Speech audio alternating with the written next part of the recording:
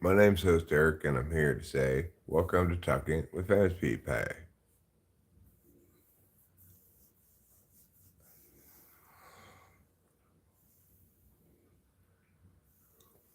I want to begin with a confession right off the bat, before anybody can even call me on it. The title's a lie. I don't have a goal.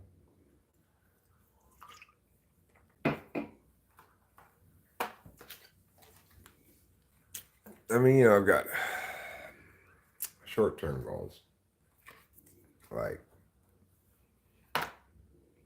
probably go see Delilah on Monday. It's a good short term goal. Maybe Sunday.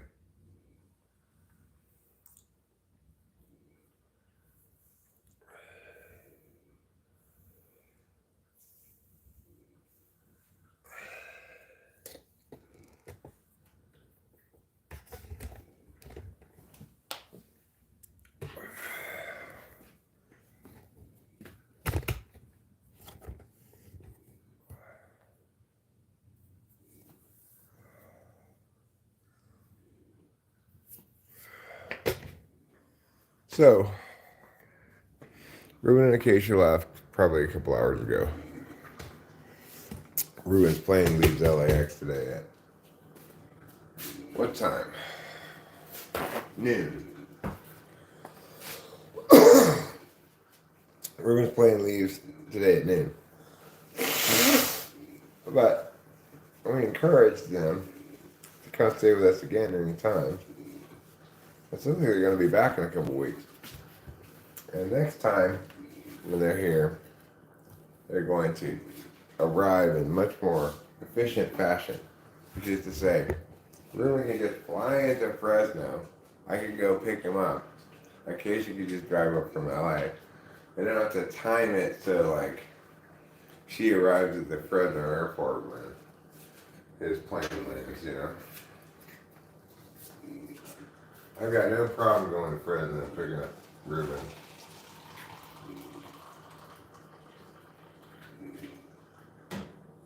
They were such wonderful house guests. Everybody we have had here has been.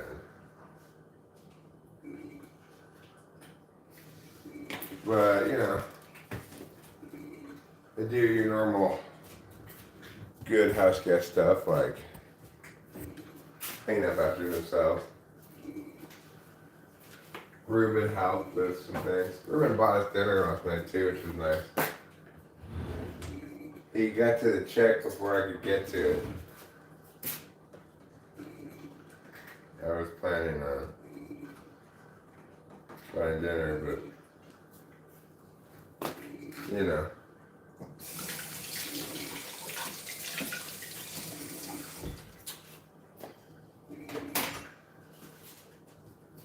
that's life.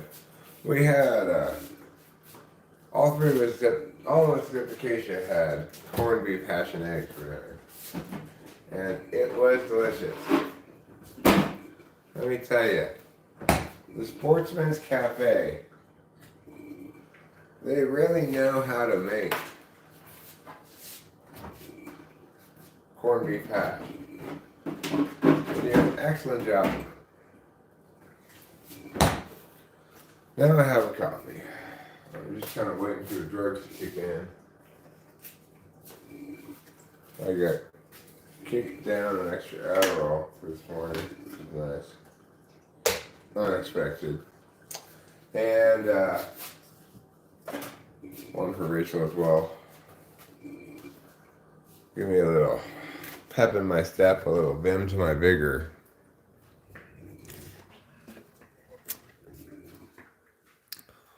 If you like vim in your vigor, you're going to love amphetamines.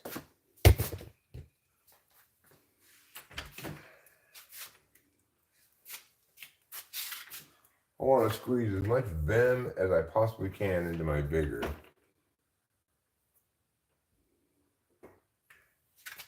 And frankly, that's just right and true. But it's also right and true that somebody named Eric Need the jacket.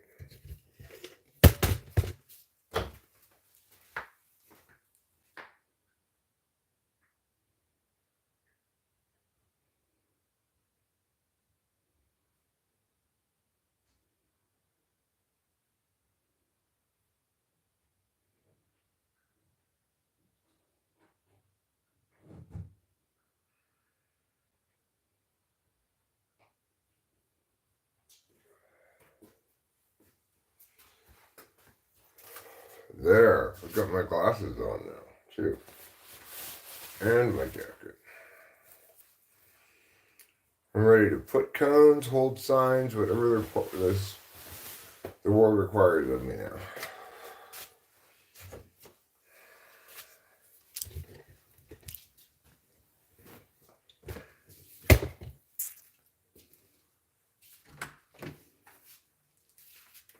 If you want one thing, you go crazy with many, many, many wants.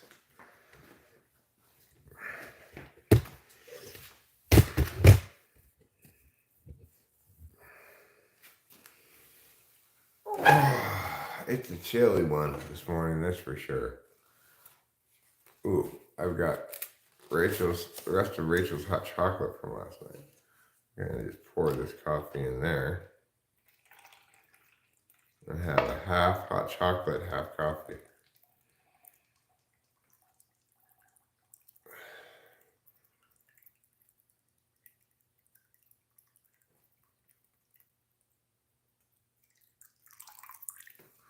Sportsman's Cafe also makes amazing hot chocolate. It's really good.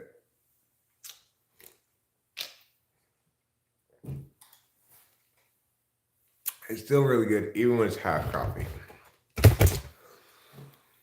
So, Sportsman's Cafe has become kind of like my favorite restaurant around here. They're the only restaurant in the whole county that serves breakfast in the evening.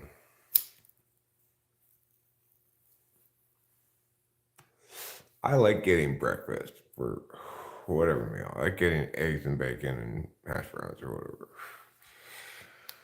So it's pretty frustrating when you go to like the Happy Burger Diner at 11:15 in the morning and sorry, we're not serving breakfast anymore. What the fuck? Are you McDonald's?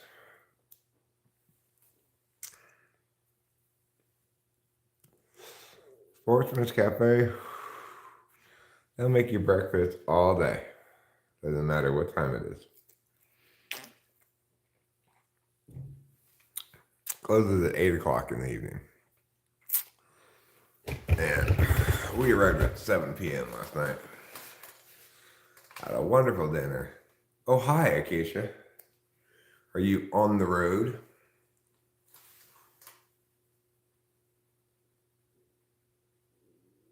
I know you were still here at 3 in the morning because I got up to go to the bathroom and I saw your suitcase. One of your suitcases in the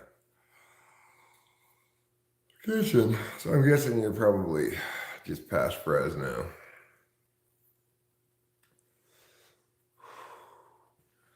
I'm going to say you're maybe at like early Mart. I want to know where you are. What's next to you on the road? Like, what's the next city you see? It's an early Mart. Good morning, Winston's mom, Boba Fett.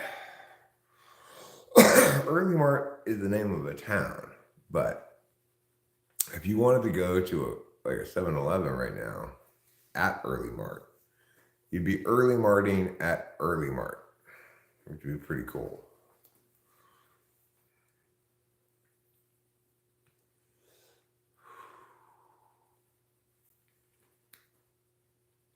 You probably, if assuming you left before 4, let's say 3:45. Oh, you left me presents in the room? All right, cool. Well, I'll go check them out for sure.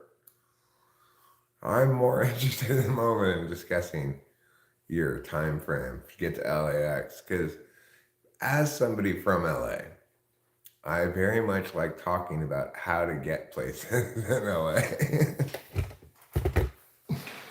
Because I'm worried because they have to, they're going to have to drive on the 405 today. During like rush hour time. They're going to get all the way to LA and they're going to spend like an hour just on the 405. Oh, well, that's about right. If you left at 4 a.m. exactly, you should be at Fresno at 5:30. Hi, Trouble. Now Trouble wants me to have a plate of food for him in the kitchen and a plate of food for him in the garage. Because for the home tour and guests, because the cats are scared of them, we move the plates of food out to the garage. Now Trouble expects there to be 4 plates of food. 2 in the garage, 1 for him, 1 for Capito. And he will eat both of them, of course. 2 in the kitchen. Hopefully you can, but I'll tell you this, Keisha. It's 1 word and there's an I in it, not a Y. It's EARLIMART. Early Mark.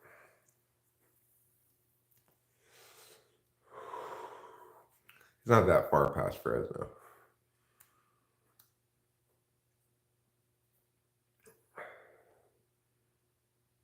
There's some town down there that's like Early Mark, kind of. It's just this little town off the 99. And it basically exists to provide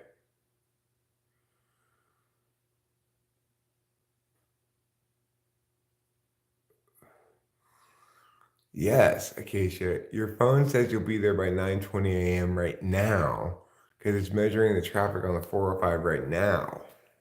There's no traffic on the 405 right now. Well, yeah, 5:20, there's starting to be. By the time you get to LA, the 405 is going to be jammed. You're not going to get there till at least 10. This is why I wanted to talk to you guys about this last night, because I should have said this. Don't trust your phone's ETA going into LA at this time, because you're going to get on the 405. You're going to have to. You're going to take the 118. Once you come over the Grapevine, right? And you pop down there into like Upland. No, not Upland. Sunland, or whatever it's called. Sunland. Then you're going to take the 118, the Hollywood Freeway, down to the 101. Then over to the 405, then down the 405. Do not try to go down the 405 from the top, okay? Go down the 118 to all the way to the 101, and then go to the 405, and then go down to LAX. Trust me on this, please. You want to use the North Hollywood Freeway, the 118. And if you don't, you're going to regret it.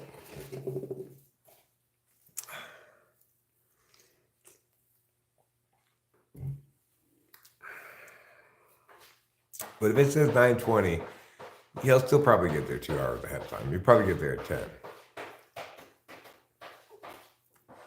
Unless you try to take the 405 all the way from the top, in which case, who knows when you're going to get there.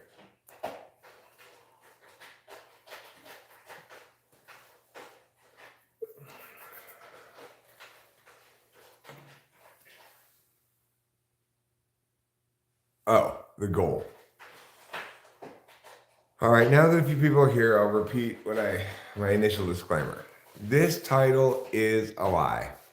I have no goal. I just have short-term goals. I don't have any long-term goals. So, I mean, my long-term goal is to live and be happy and not have to work. Is that too vague of a long-term goal?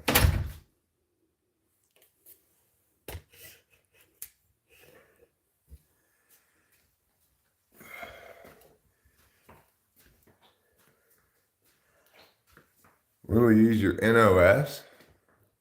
What's NOS?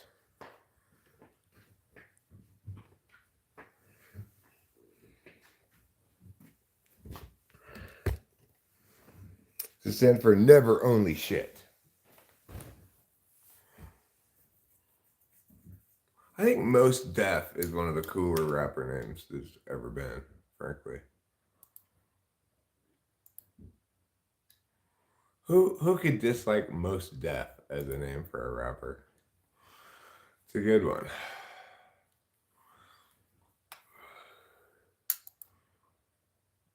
It's much better than, say, Gnarls Barkley. Gnarls Barkley. Okay, I can time out people from 10 seconds to 24 hours. Wonderful. Who wants to be timed out for 24 hours? Might as well just ban them. 24 hours. Oh, you know what's coming up pretty soon? And this is kind of exciting. On December 20th,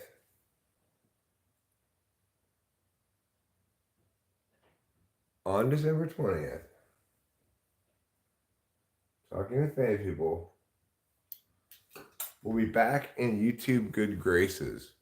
My warning will finally go away. I've been warned for years now about bullying C.S. Joseph.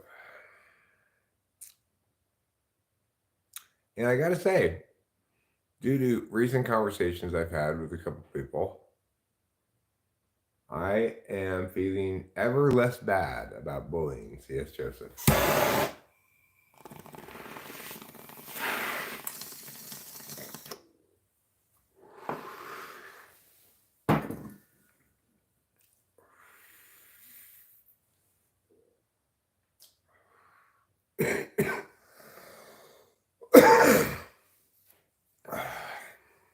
I'll be honest.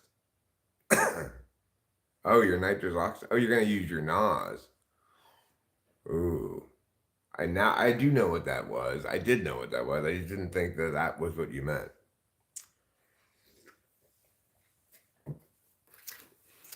Well, don't huff too much of it. You'll get neuropathy.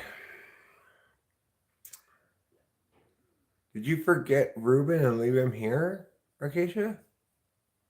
You just get in the car and start driving back to LA and not realize that Ruben was near you?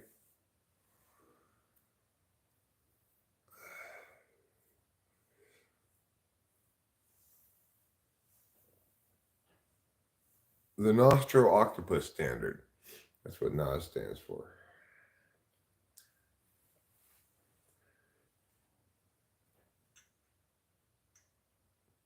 That'd be funny if Ruben walked down the stairs right now.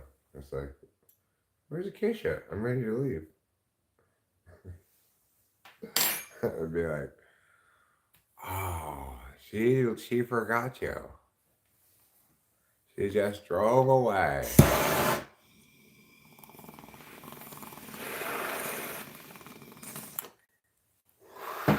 I really got to feel this past weekish or so the satisfaction of an STJ, because Acacia's tires were all low, one of them very low, and that would be hilarious. It would mean he would miss his flight, but it would still be hilarious.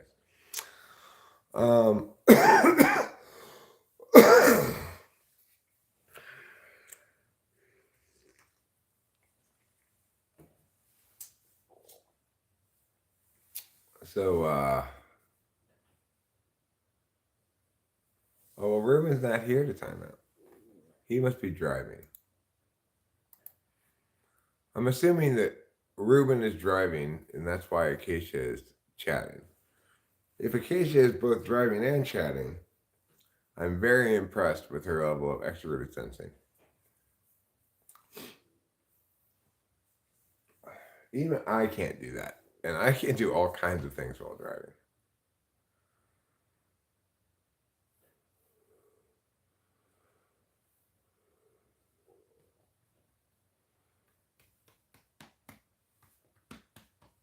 Well, one thing that Acacia did while we were here, you guys see a little bit of, if you were on the stream yesterday, is she she wanted to make a little guy like I made, with the clay. And apparently, she likes to make things with clay normally too. It's not the first time she's made things with clay. I'm sure Casey's just reading out loud to him. I don't think Ruben's trying to drive and read the live chat at the same time. I would assume. Anyway, C.S. Joseph.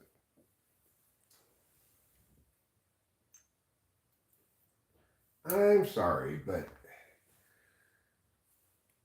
if you're trying to build a community and at some point your message,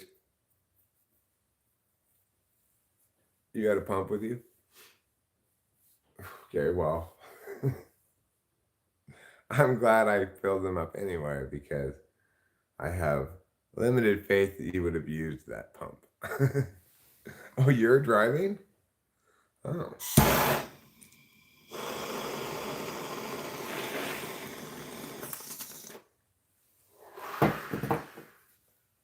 That's what I call STJ satisfaction. It's like, oh, this must be how my dad felt when he pumped out my tires.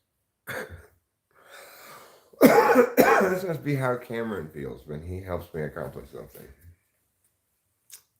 It's like, there.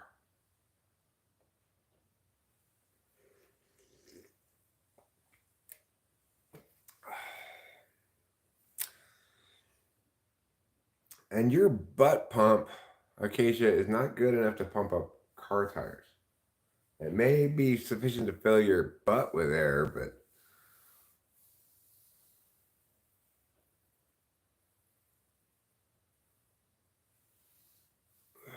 if Ruben wasn't driving with his mom, I'm sure he'd be offering hilarious quips or just regular quips periodically in the chat. I will say, hilarious as he is in the chat, which he frequently is very hilarious, Ruben in person is not an especially hilarious person. I mean, I will say right off the bat, I did not expect that from him either. I wasn't like, okay, Ruben, be hilarious. But it just goes to show you how people, the way they are in the chat, is not necessarily all that reflective of how they are in real life. Ruben's not somebody who makes a lot of jokes. I make a lot of jokes. For example, the other night they were talking about hiccups. After they discussed their various ways to prevent hiccups, I said, zucchini up the ass. It stops hiccups and prevents them. Well, I might say the same thing on a live stream, right? Because my frequency of jokes in the live stream is the same as my frequency of jokes in real life. Oh, sure, no problem. I have seen The Matrix. It starred Keanu Reeves. You know who else was in The Matrix, apparently? Amber Heard? Oh, you scored some wonder points. For sure. You earned some wonder points. One of the best ideas I've heard in a long time is the idea of Manu John fortune cookies. But also, Acacia did something last night that almost never happens to me. I can remember the last time it happened to me was when my dad informed me about something about Trump that falsified that general thing I was saying. But Acacia pointed out that my objection to the moon rock thing, it could be explained away by the fact the Chinese got rocks from a totally different part of the moon. I don't think that's the explanation, but I hadn't considered that possibility. And that almost never happens to me. If I'm talking about something like, this thing seems quite convincing, blah, blah, blah, blah, it almost never happens that somebody goes, well, what about this possibility? And I go, oh, I hadn't thought about that. Because by the time I'm talking about something, I've thought about it a lot already. I was very impressed with Acacia's extroverted intuition at dinner last night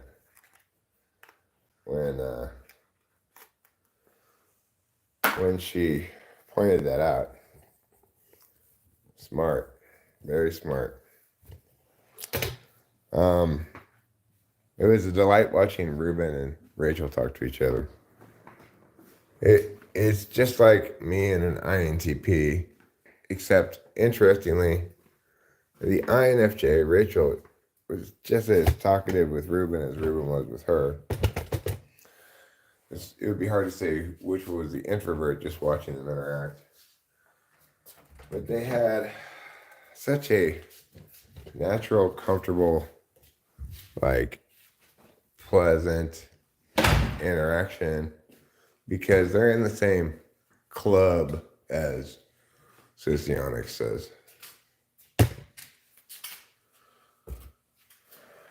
with the SFJs.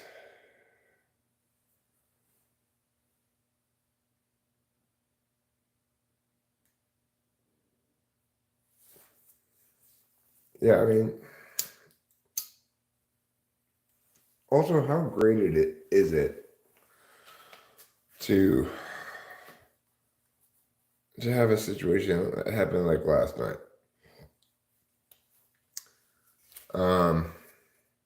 Becky T comes in. She's an ESFP.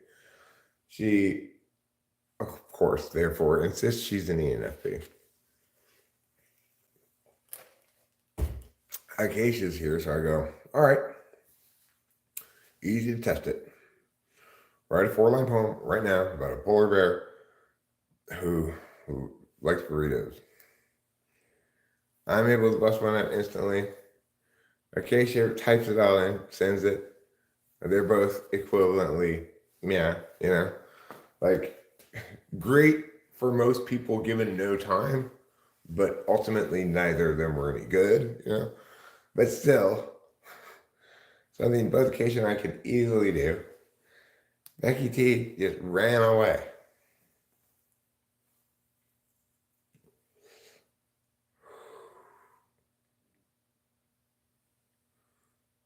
Cameron's in my club. No, I think. Oh, is he?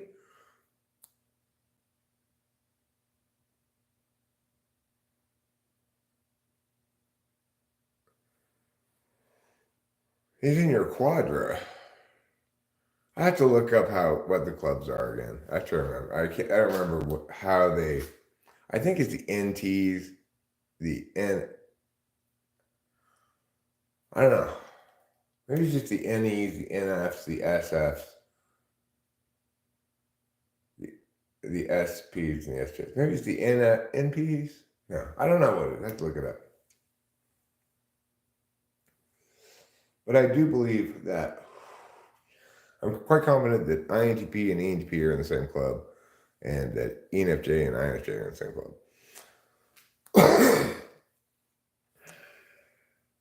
But I did see that you and Cameron interacted beautifully together, being in the same quadrant. He respected your quiet subjectivism. He shares it. Quadra is not the same thing as club. Club is just an arbitrary taxonomical name that socionics use to group these 4 types. It's not quadra, right? Nothing wrong with that kind of thing, doing that kind of thing, making, organizing data this way or that way. It's neither right nor wrong, right?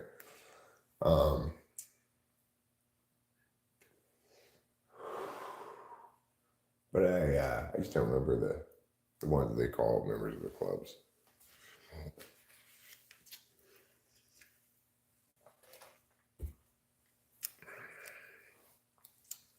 But yeah, like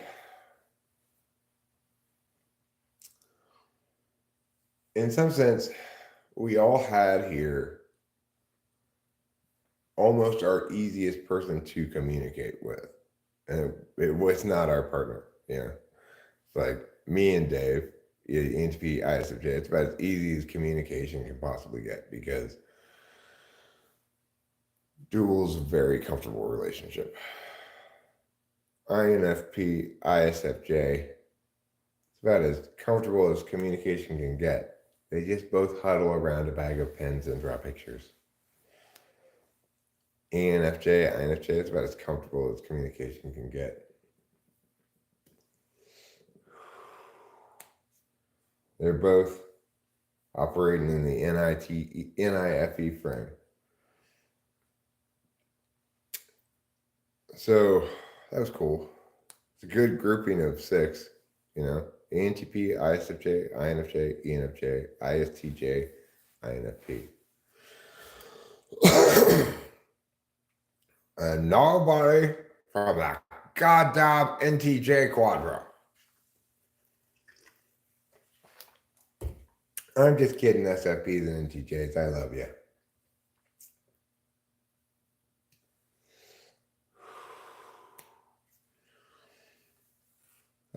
I think that's Delta.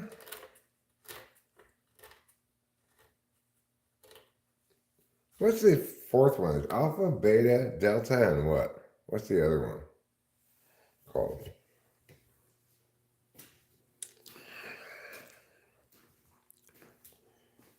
Nobody knows. I'm gonna go see what presents we were left. It's a puppy. I would really not appreciate it if you left me a puppy.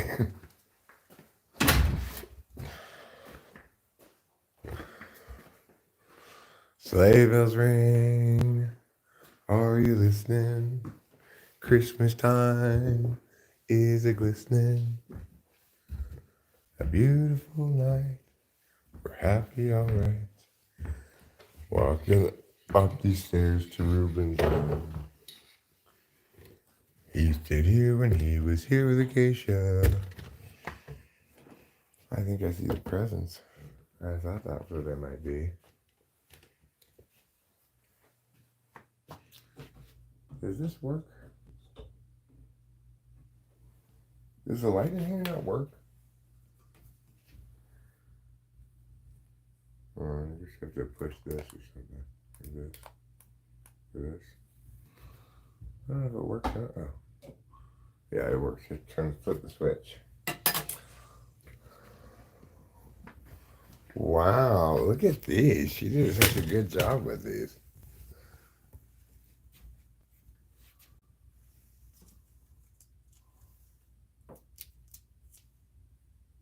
Wow. Look. Look at that. It's got little sparkly eyes and everything. That's trouble.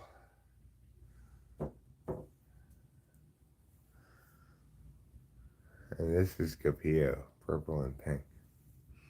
So I see that Acacia went with Rachel's understanding of Capillo.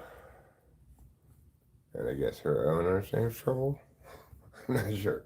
She asked us what color we thought the cats were.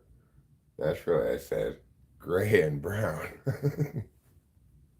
She meant what color are their auras? So that's very nice of you. And then we also have a couple of pictures. Thank you, Acacia. It's wonderful.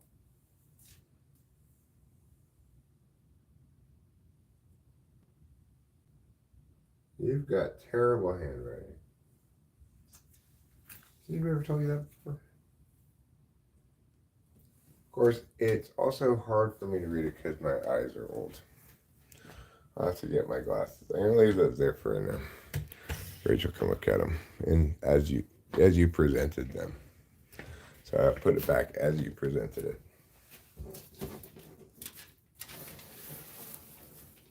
Framing matters.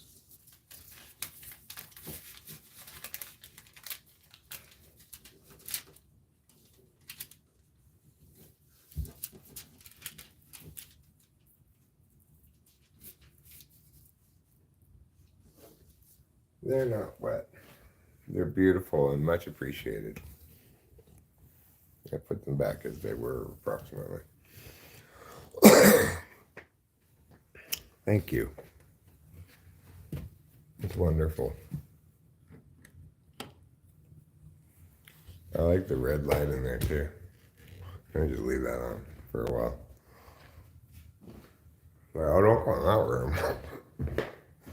And there's a blue light on in Cameron's room. What's that blue light?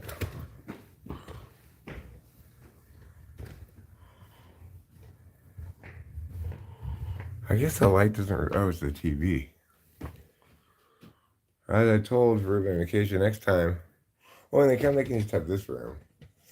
They have both of them, but this way they'll have a TV they can plug their HDMI cable into, right? It's like I didn't adjust my thinking once, Cameron left to better accommodate Ruben and Acacia. But I didn't think about a lot of things until like they were about to leave. Like, oh, I forgot to tell them we have cereal. Oh, I forgot to tell them, or didn't think to tell them that they should occupy both those rooms. So that, like, if Ruben's sleeping and Acacia's awake for no reason. Acacia doesn't seem to sleep very much. Oh, of course. That clay is just clay from the backyard. Aren't you impressed at the clay from the backyard?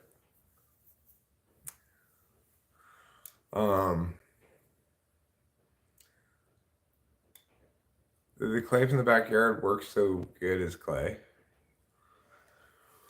I was surprised that it worked at all. It's like the idea, like I can just dig some dirt from the backyard and make a sculpture out of it. It just seemed like, no, Eric, this is another one of your brilliant Adobe ideas. We did enjoy. Dave Porter and I got to share with the other guests our story of making Adobe. Because, when we were kids, when I was in elementary school, I guess they were teaching us about Adobe for the missions. Because in California, in fourth grade, you do missions. It's like, it's every fourth grader in California does the missions. And you learn about all the different missions that the Spaniards built all up and down California, and then you have to make a diorama of a mission or like build a mission out of sticks or whatever. And they taught us about how to make Adobe. He makes dirt, poo, and straw together, and you have Adobe. So I went home and, apparently told Dave all about Adobe, and we decided we were going to make Adobe. So we went across the street to Chad's house and asked his mom if we could collect some of the dog shit in her backyard, which we did. And then we went to my backyard and we got dirt and some crushed up leaves, which we figured would be as good as straw. And with our hands, we mushed together dog shit, dirt, and leaves, and made some Adobe bricks with the intent of eventually making enough to build an Adobe house, I guess. Needless to say, my mom was not happy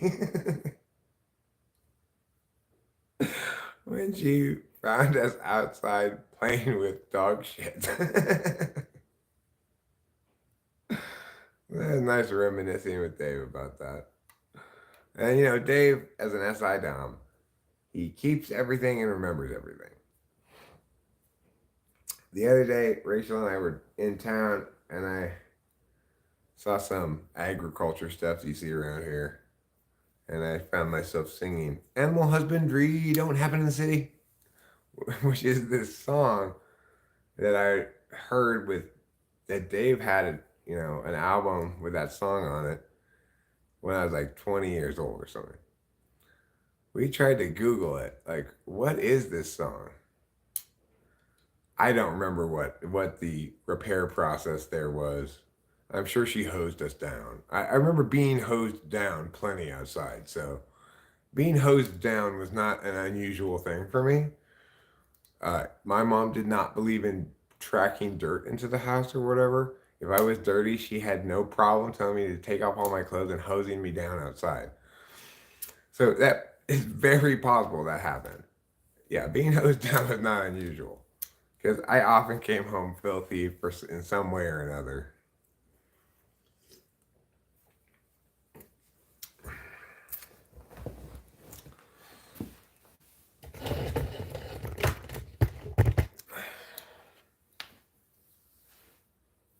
Anyways, I don't remember what happened after we got caught. I just remember being caught and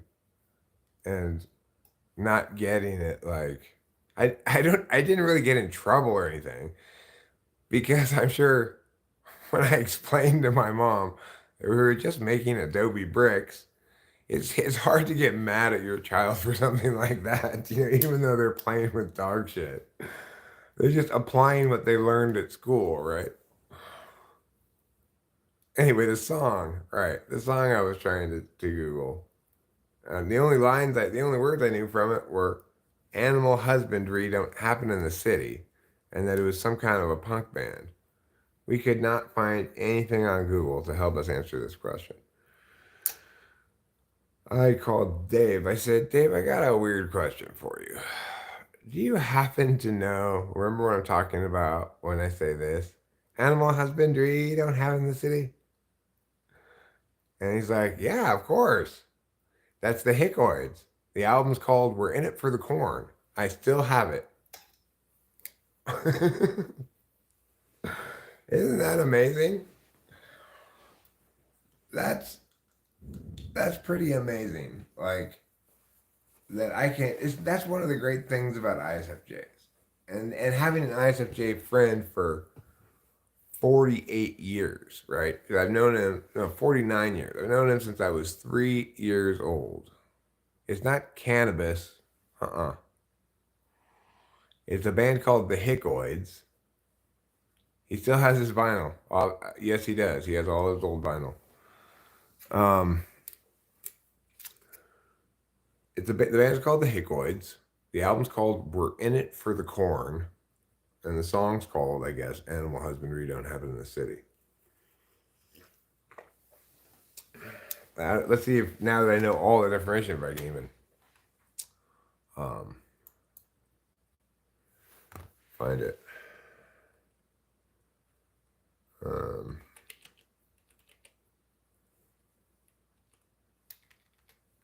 the Hickoids. We're in it for the corn. 1987 vinyl. Released by Toxic Shock, which was a punk label that we had plenty of things for. Yeah, it's the third song on the B side, Animal Husbandry.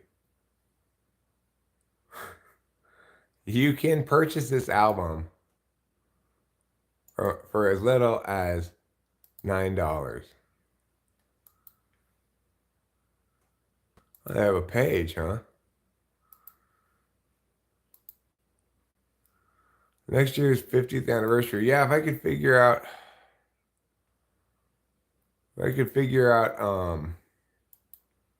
exactly when we moved into Arcadia, I could figure out the exact date when I met him. I can't believe they're still playing. When was this updated?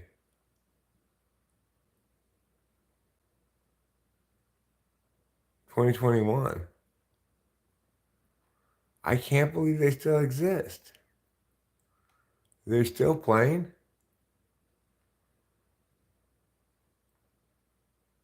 Long-running genre-defining Austin Music Hall of Fame act the Hickoids are firing back up this summer after largely taking the past 15 months off for the pandemic.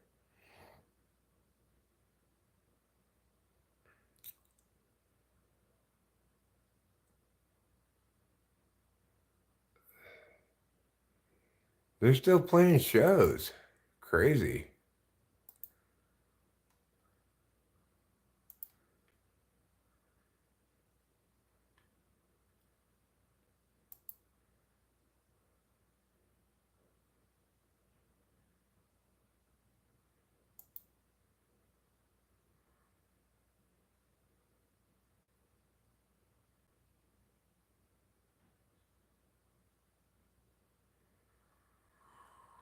Wow.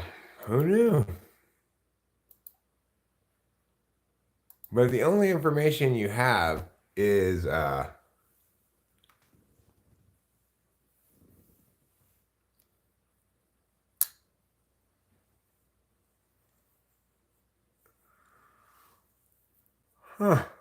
that's crazy.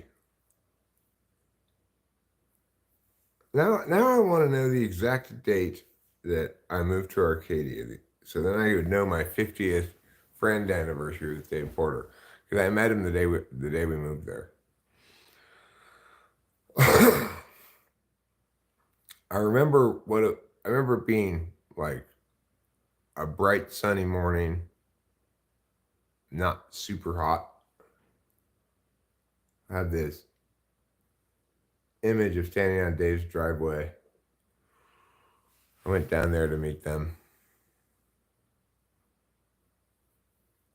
I am on Facebook, but not really. I never use it at all.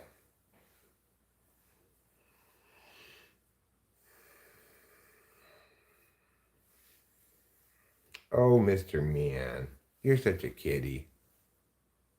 So, what is my goal? Mr. Joy asks. Well,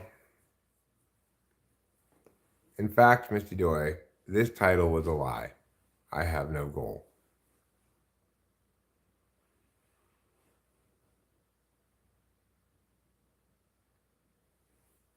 I could do that, Mrs. Baum. Good suggestion. Dave Porter is a wonderful man. He's a wonderful, wonderful man. He's so happy and living the life he wants to be living, you know? And he's doing it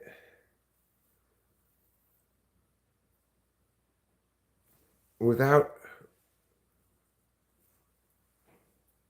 needing much money, you know? Like he's had an assortment of jobs. He got fired from FedEx. TE Polar made a couple of mistakes in a certain period of time, and they have this policy that if you get this number of letters in this period of time, then you're automatically fired.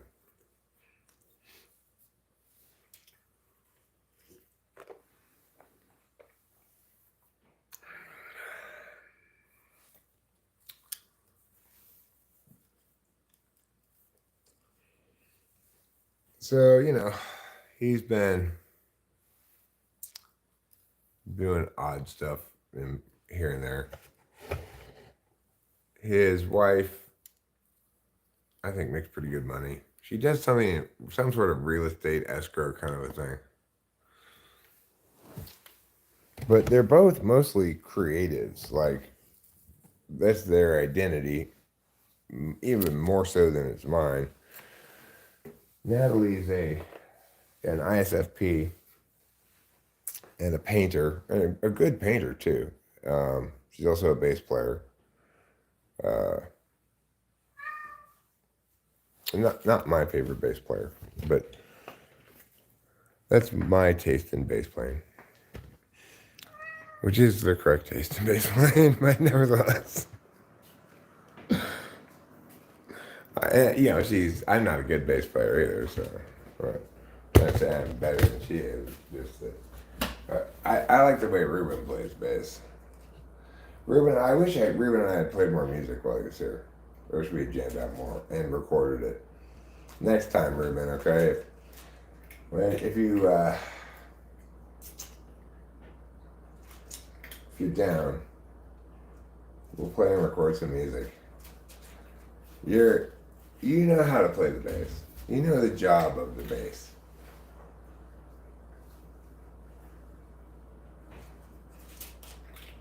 Ruben also put on my computer, much to my delight, Ultimate Tab Pro, which it does this thing I had no idea it did, but Ruben showed me.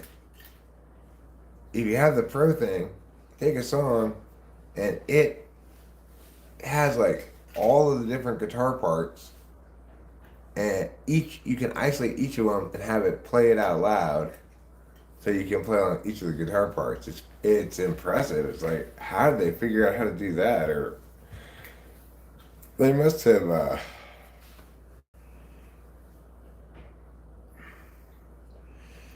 Well, the determining factor is the person has to be a part of the rhythm section first and foremost, right?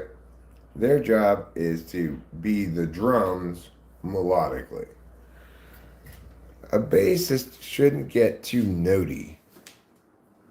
It just should, go along the bottom note, the root note of whatever chord is being played mostly, with an occasional little thing. Now, if you're playing bass on a song that you're working on a lot, then you could develop a bass part that's a little bit more complicated than that, but it still needs to fundamentally be part of the rhythm section. The bass player that Dave Porter and I used to play with, Leaf Bunting, he was an incredibly skilled bassist, but in my mind, terrible, because he wanted to play as many notes as he could. Yeah, well, when we play together next time, Ruben, it'll be easier to do because there'll be just two of us, and I won't have to be concerned about dynamics of the group, the larger group. Putting too many different notes in. Like playing it like you're playing a guitar lead instead of like a bass line.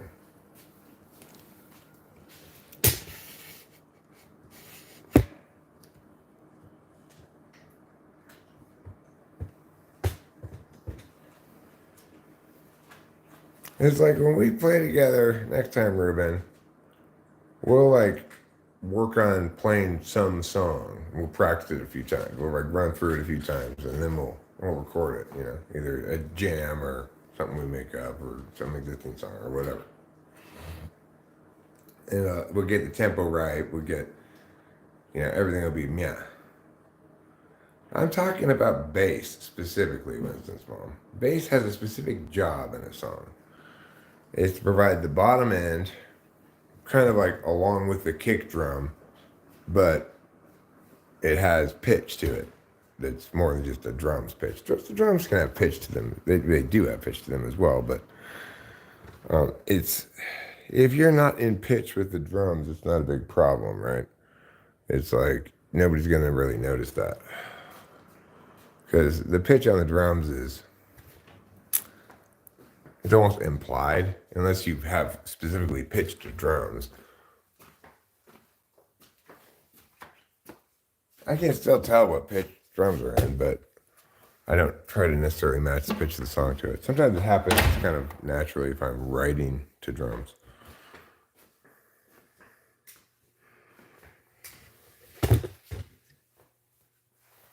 Yeah. In a proper world, the bassist and the drummer are locked in, tight as can be. And that gives the singer and the guitarist room to be a little bit less on point with the rhythm, and it still sounds good, Usually the guitar should be as on point as possible too, and then the vocalist can have a little fun with the rhythmic phrasings of things, and it works fine.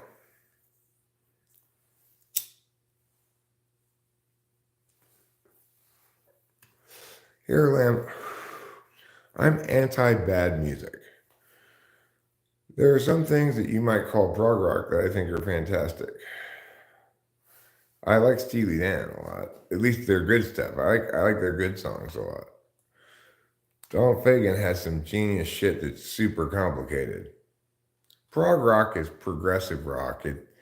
It tries to be rock with the complexity of jazz. It tends to have long songs. There tends to be sections of solos to demonstrate the competency of the uh, of the musicians.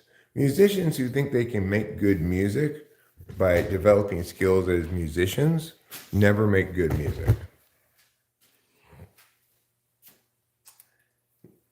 People who make good music probably end up being good musicians. But if you're focused on being good at your instrument, you're not focusing on being good at music. Prog rock is like a band that you have multiple people in it who've gotten good at their instruments, none of whom are good at music. Paul McCartney was an exceptional bassist. He was somebody who both understood the job of bass and could do some extra shit without it being a problem. Paul McCartney was a genius bassist. Is like he's still alive, but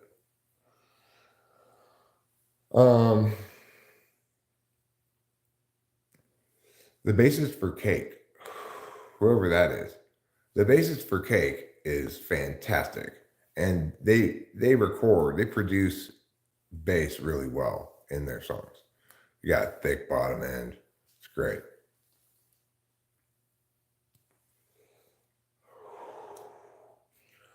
Of course, Johnny uses bass really well.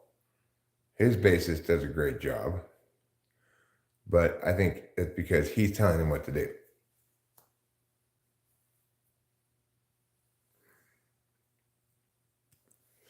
Whereas I believe, just from my intuition from listening to it, this is for both of these things. I believe that the bassist with Johnny is doing what Johnny's telling him to do, by and large.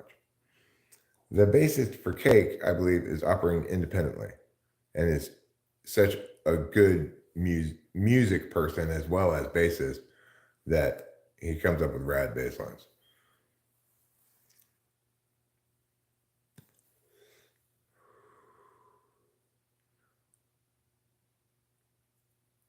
Oh yeah, you should get up and go look at the present in the blue room. Rachel Strauss. Rachel Strauss, good to see you again. Here talking with Finnish people. You've been around for a while now. I remember you from back in the day. Did you get married or something? Your name used to be Rachel Apollosa. His drummer's badass. Oh my God, his drummer's so good. Johnny's drummer is amazing. His bassist is fine and great, but the thing is, usually if you have a great bassist, you don't notice him. It's like you have a great offensive line when your quarterback doesn't get sacked. Thanks, I'm your favorite YouTuber.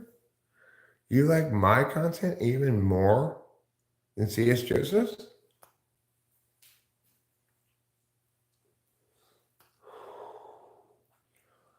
You know, I'm thinking maybe this Rachel lady and I should meet sometime. Maybe I could get her to give me a tarot reading.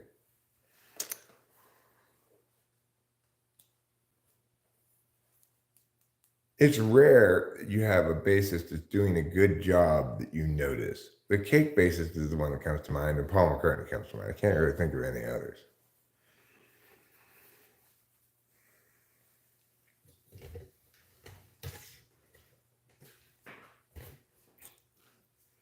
Wouldn't it have been horrible, Rachel, if on our first tarot card reading meetup, you'd pull like the Tower card, the Three of Swords, and the the Ten of Swords, and Nine of Swords, or something. So, Tara, tell us about me and Rachel. Heartbreak, disaster, suffering.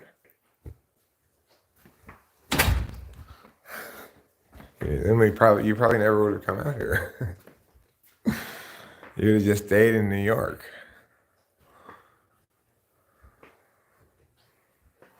James Jamerson. There's some good videos, on YouTube outlining his very good active bass lines. Oh, okay, cool. So I don't doubt that there are other good basses out there that I'm not familiar with. It's not like I'm unlikely to note good bass if I hear it, but like if you want to see a really good band that is a spectacular band that nevertheless doesn't make good music, Wolfpack.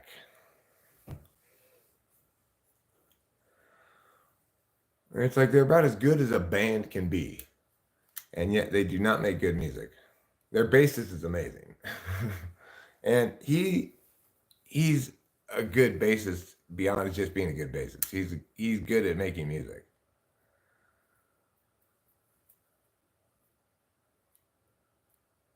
Well, I mean, the best bass lines are bass lines that do a job of bass line. Like Corey has this song where the bass goes.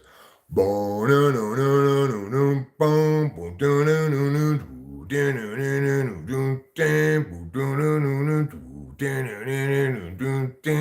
what a bass line is supposed to do, right? Something like that. And then the vocals come in. My first reaction is your devotion. Gabe Nelson is the kick bassist.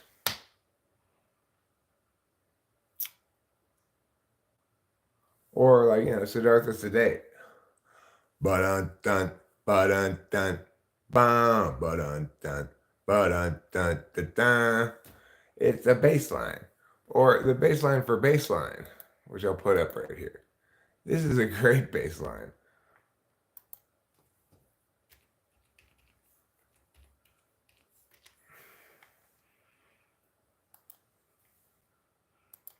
By Computer Dora. Copyright 2004, Pop Goes Lethal.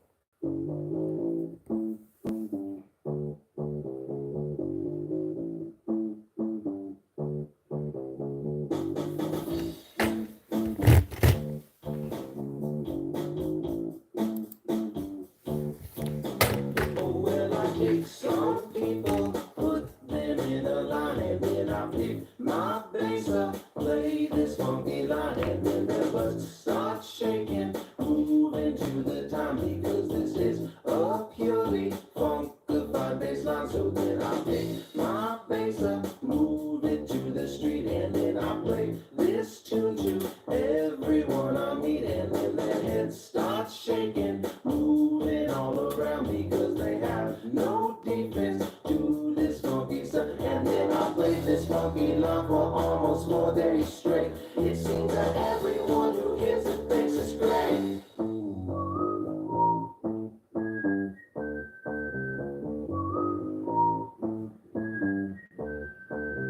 And then I played this funky line for almost 4 days straight. It seems that everyone who hears it thinks it's great.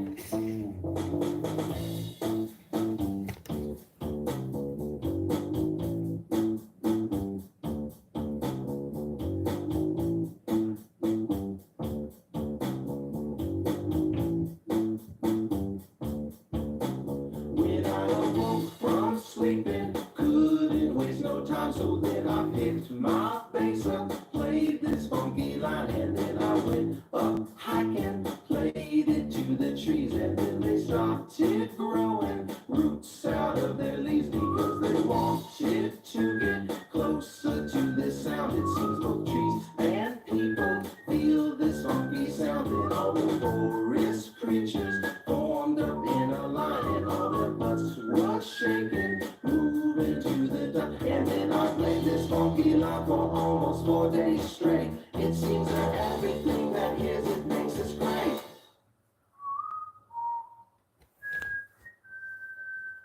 Baseline by Computer Dora.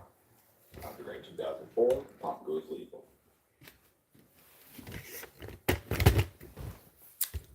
That's a good bass line. But Bum, ba-dum, boom, boom-doo-doo-doo, boo-doo-doo-doo, ba-ba-da, boop, boo-doo-doo-doo, boo-doo-doo-doo.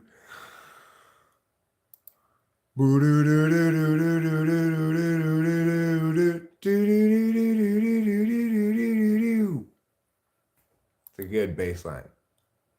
Corey is an amazing bass player. He's incredible. He plays incredible bass lines.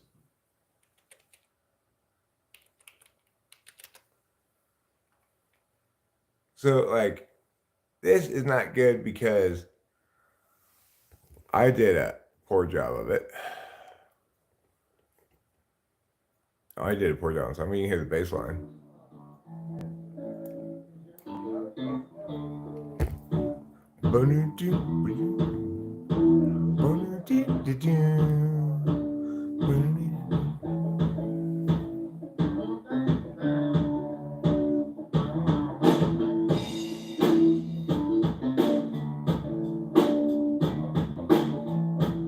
Now that's a good bass player.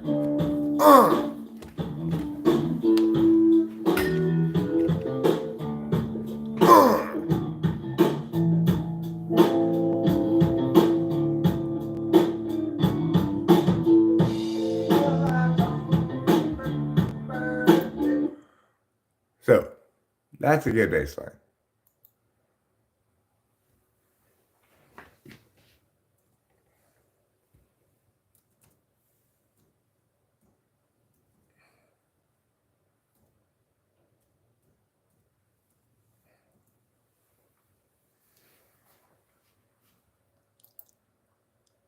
Alright, count it off.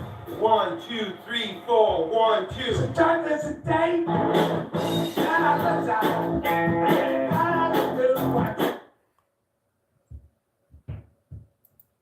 This is a better one.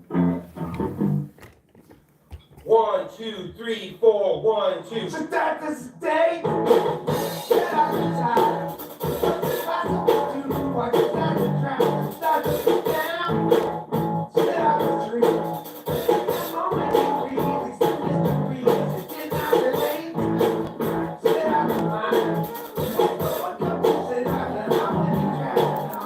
That's a good bass line. We're here with the substitute. This is a bass line I wrote that's a good bass line played by Corey.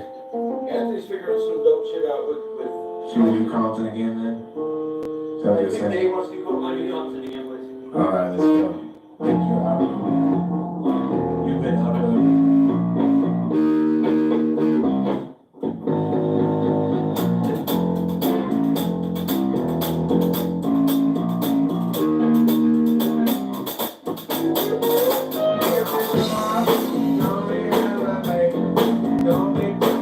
That's a good bass line when played by Corey.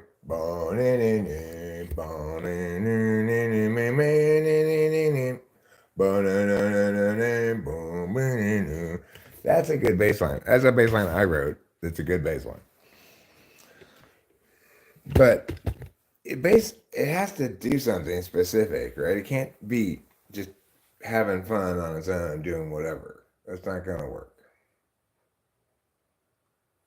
I like this song. This has nothing to do with bass or Corey. It's me playing horrible drums on it. But I like it anyway. I've gone blind.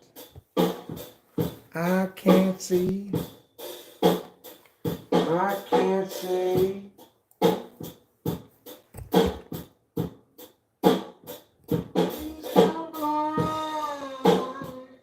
I've gone blind, and I can't see. Okay, don't worry about being hated. It's okay, it's okay.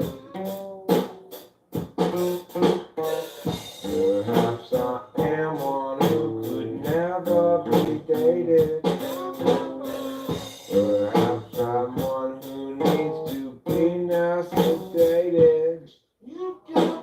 Perhaps I'll move to a community that's gated, but I'll never deny this thing.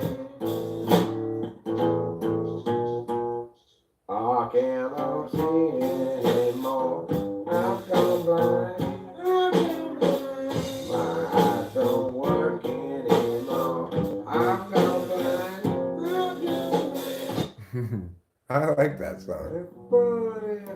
I want to know how to play this song.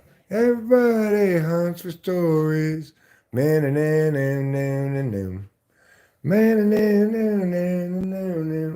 but then I think you're so handsome and talented. I love you. I love you too, my beautiful darling.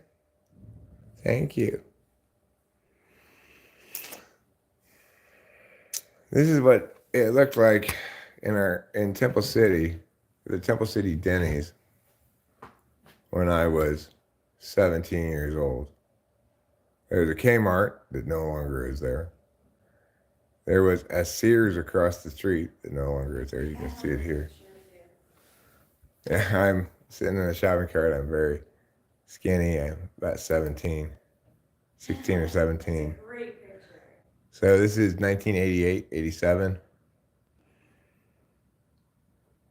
I'm wearing my shoes without socks as I always did. My shoes stank so much all the time.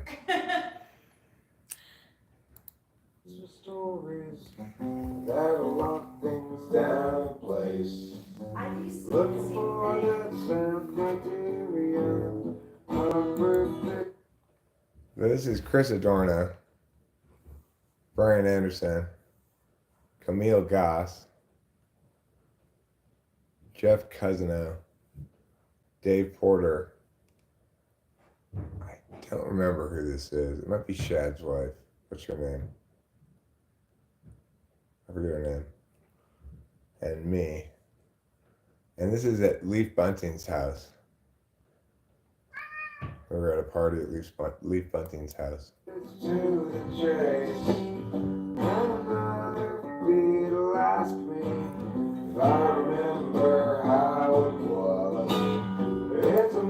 There's the man of the meth, Corey.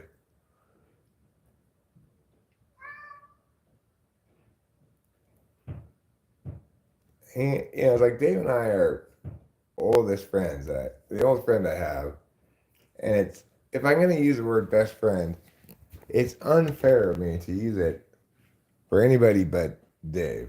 But Corey and I,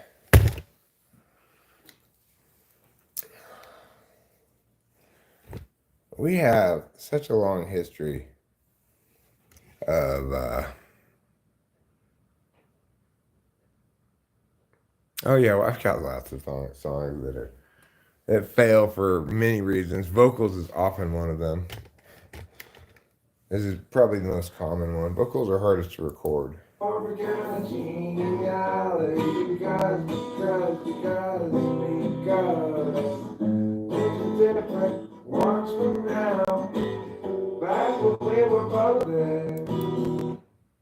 And this is Bahuka, another party. Went to a lot of parties. Jeff Cousino, John Goodner, me. I don't know who this is. I forget this guy's name. This is Heather Wells. She was going out with Leaf Bunting for a while. This looks like the back of Brian Anderson's head, but I'm not sure. And there's Corey pretending to masturbate with a straw. You can see why he was my favorite.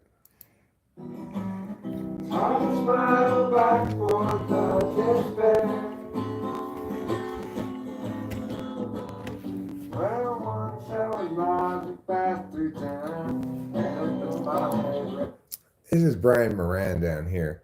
He's a very excellent drummer and a great musician in general, and Corey. And I don't know what's up with this, why it's like two pictures on top of each other, but it is.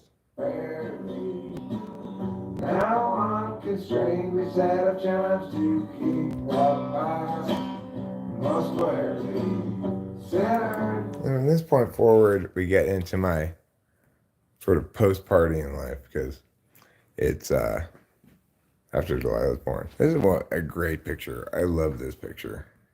I'm not that into nostalgia or pictures of my kids and shit like that, my kid, but this is a great picture, right?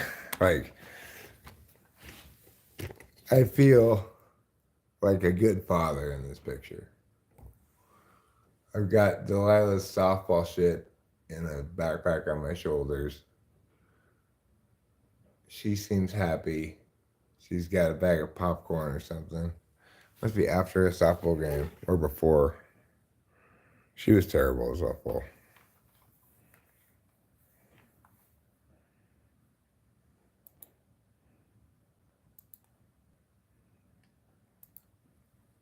This picture when she was on my debate team. We were going to probably Indianapolis at the airport. It's LAX right there, I think. But it could be a different airport. This is where we're in Mammoth. Let's see, not that far from where we are now, as a crow flies, just on the other side of the Sierras. And we were fishing at the dam above Bishop, and she caught a fish, but it wasn't the kind of fish we wanted to catch. It was a bottom feeder. Yeah, I got you. I understand, Rickesia. You're not approving of the song. Here I am fishing in Mammoth, looking pretty happy. I made this after my divorce, so I didn't have any pictures of any women in here, except, my daughter, who doesn't count as a woman per se.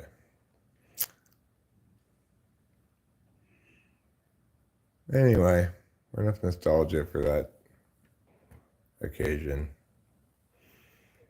Fortunately, I'm not super nostalgic, so I don't get too teary-eyed about old pictures or something.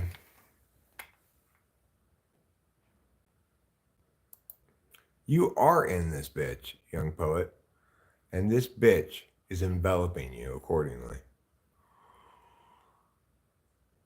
Oh yeah, I cry all the time. I'm saying I don't cry for nostalgia particularly. If you want to see me cry, get me talking about the Supreme Court, Constitution, America, being a good citizen in a citizen democracy, and the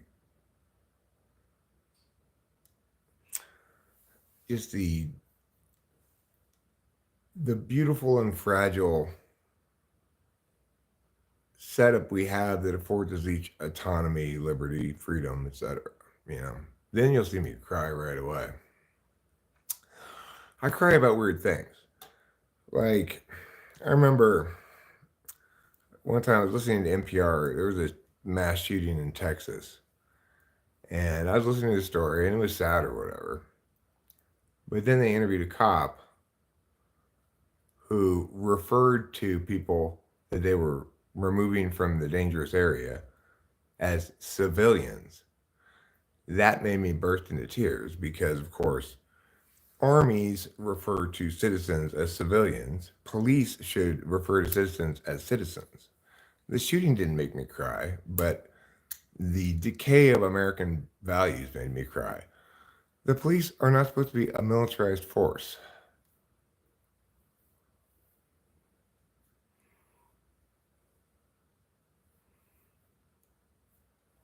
Well, that's not a good thing to cry about because obviously progress, advancement is a good thing. The solution to the problems caused by advancement and progress are found in more advancement and progress always, never in returning backwards, not in being a Luddite.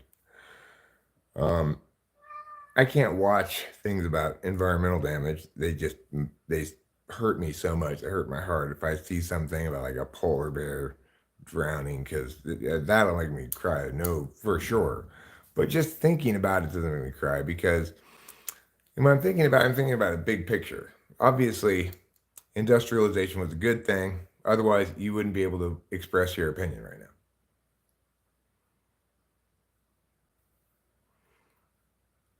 Yeah, well, I used to have a 60-hour work week too, and it sucked. So I feel for you. I do feel that. Working all the time sucks.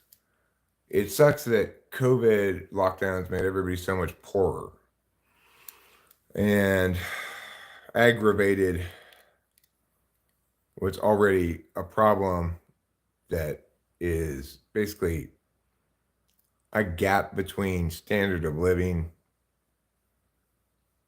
amount of money needed for a decent standard of living, and the amount of money the average person can earn, right? So that's a problem. Like, there's a housing crisis in America, and it stems in part from so many people using property as an investment. In other words, too few people buying homes to live in, too many people buying homes for investment purposes.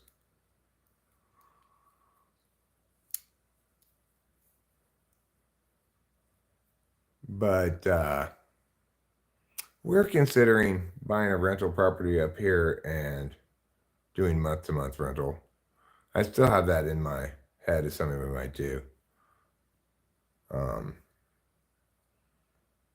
and if we were to do that, I'm thinking like a good choice would be that if that property's still available by the highway, we could get it for 260. We could rent it for close to $2,000 a month.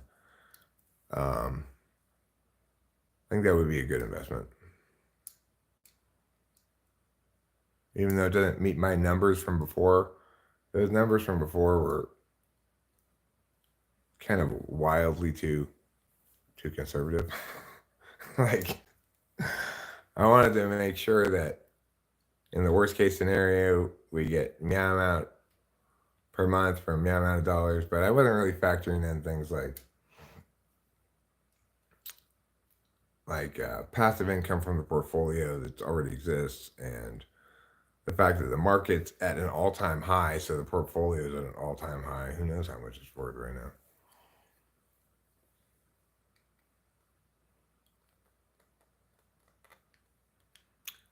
No. I didn't say landlords are evil. I don't think that it's wrong for people to buy properties as investment properties. I just think that that's a contributing factor in the housing crisis. Am I going to contribute to the housing crisis thereby by doing that? Well, not really, because the problem with people buying properties as investment properties is they are not necessarily renting them out. They're just holding them. And that's especially true for things that they want to convert from residential to commercial. So it's like you've got a lot of overseas landowners who aren't even necessarily renting because they don't want the hassles of it. It's just an investment. That's the issue. If you buy a property as a rental and then rent it, then you're not contributing to the housing crisis. You're helping ease the housing crisis. For most people who want to try to buy a rental and then rent it out, there's this issue of they're buying it with some kind of a mortgage, and so the rent they have to charge is high in order to just even break even, right? If you own the thing outright, then you know it's going to be profitable no matter what. It's just you just have to have it be more profitable than the property taxes, which would be like $1,500 on that thing a year. So it's a good investment. It's a good way to get income. It's not going to lose value. Might as well.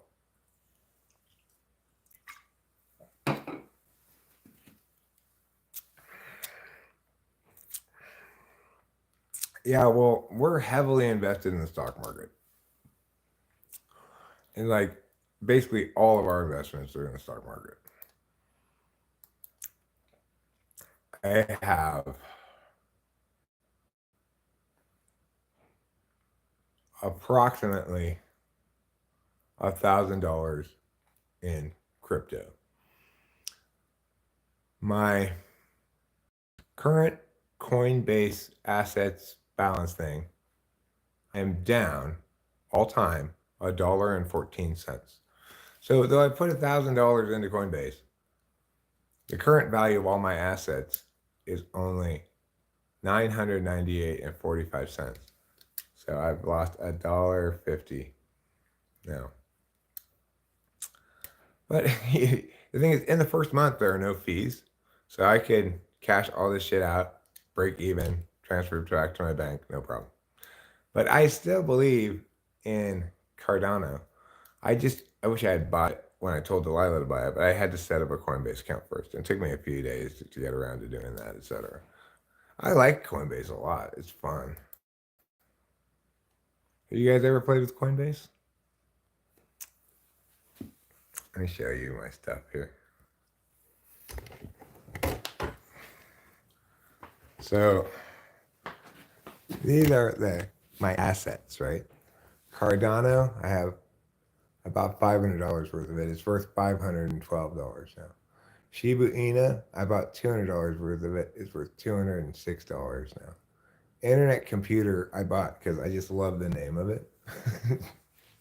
Internet computer, what? About $100 worth of that. It's worth $118 now. Bitcoin, I bought, well, you should say I bought $58 worth because I got $8 free as part of the promotion they're doing. So it's technically down $1.59 or whatever, but they ate $3 worth of it. We'll just ignore that and pretend it's up $6.42. I got these two, the Graph and Algorand, because I was doing a lot of research. I'm more interested in the Graph than I am Algorand, but they're kind of two different philosophical approaches to the same question. So I decided I'd give them both a chance. I only got $50 each of them, so if I'm wrong about this, because I feel less confident about this. The one I feel most confident about is Cardano, and the one I feel second most confident about is Shiba Inu. The reason I feel confident about Shiba Inu is because it's completely worthless, right? I bought $200 of it, and I got 21,221,864 Shiba Inus.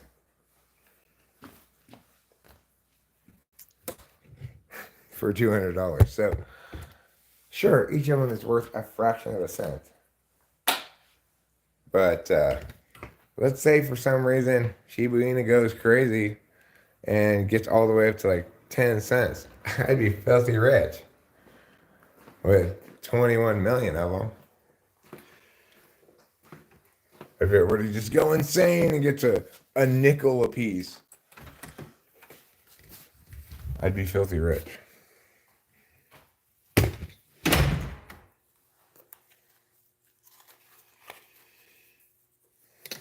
I don't know. What's 21 million times 5 cents in dollars? Can somebody figure that out for me? What's 21 million times 5 cents in dollars? Well, 20 million times 5 cents would be 1 million times $1. It would be $1 million, right? Yeah, 20 million nickels is $1 million.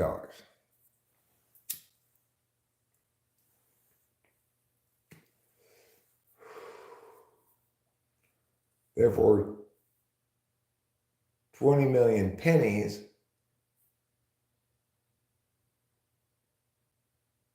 is $200,000 or $100,000.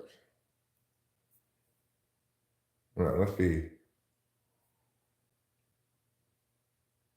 1/5 of them, 250,000. A penny is $250,000. If it gets to a penny, my $200 investment becomes $250,000.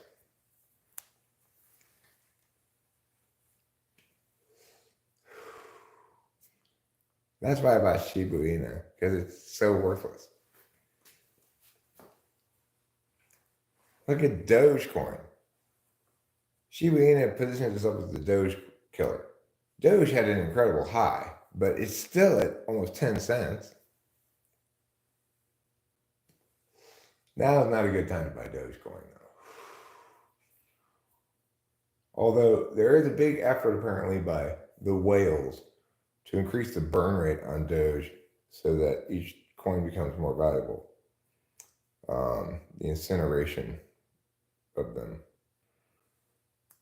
I think they're incinerating Inu Shiba as well, but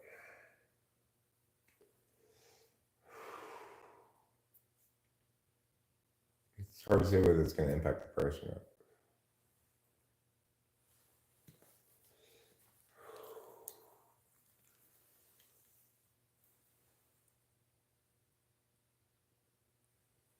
Thank you, Winston's mom. I'm wrong about what?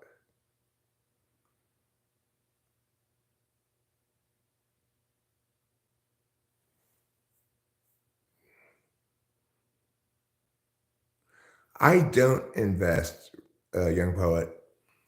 I currently we have not touched the portfolio that my dad set up. So we have a fair amount of cash to play around with if we wanted, but the majority of our wealth is in the portfolio. And neither Joelle nor I have really even looked at it. And, it's like I have faith that my dad, in conjunction with Ron Yee, our stocks guy, have done a fantastic job of investing. I'm sure they have. I'm a little scared to get my hands in the process of choosing things that I don't understand. I don't understand the stock market very well. I might be able to learn about it. I feel like I'm increasingly understanding crypto extremely well because I keep reading about it. One thing my dad called and invested in before it got big, and the reason he believed it was such a good thing is because he liked it, right? He liked the idea of it. He invested in Peloton right before COVID. And then Peloton exploded with COVID. Because he thought, who wouldn't want that? A bike you could ride in your house that makes it like you could ride someplace else, because he likes riding his bike. I just thought, that's the dumbest thing ever. It's just another exercise bike. It's not going to do anything. But I was totally wrong. He was totally right.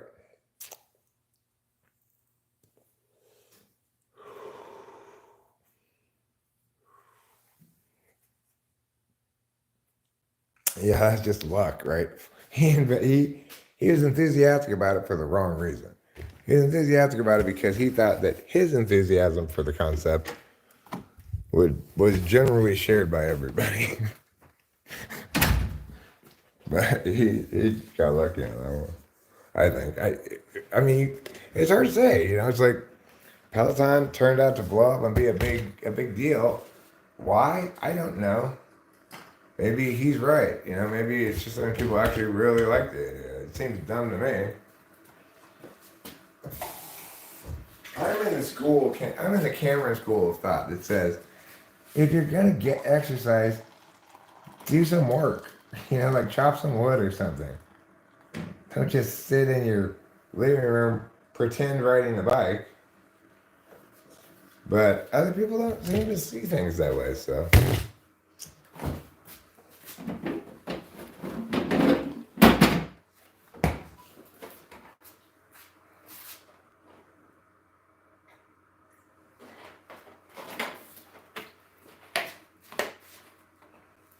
Well, I think I mentioned it before. I don't know if any of you were here when I did, but I figured out how to play 100,000 million years ago and wrote it down. So I now have it in the set list. I'm pretty happy about that. It's a pretty great song. Although, I kind of wish the verse were less wordy. It seems to be locked into what it is. I can't even really conceive of changing the lyrics or anything. So, we just have to let it be what it is. Oops. Missed my stick. Dropped down. This is a wonderful, wonderful invention. The only problem I'm having is it's not a good place for it because, see? So I think I'll put it on the kitchen table now that we can take down some of these Christmas decorations on the table and bring the chairs in and stuff. I could put that on the kitchen table.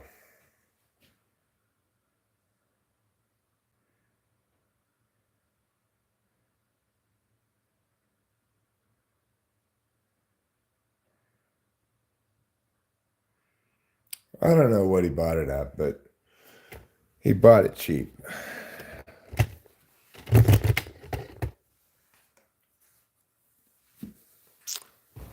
Anyway, the portfolio's I know this much that it's well diversified, you know. So its performance mirrors that of the market closely. So right now we're looking at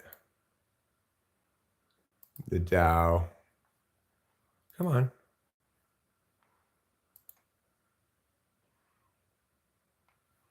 The Dow's at 37,000. Oh my God. Wow. There was a book.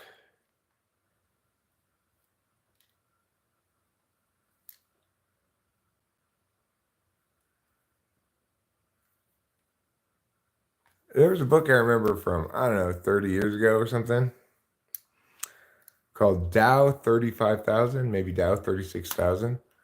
And it made the outrageous, unbelievable claim that within a number of years, the Dow would reach 35,000. Well, it's at 37 now. Let's see if I can find that book.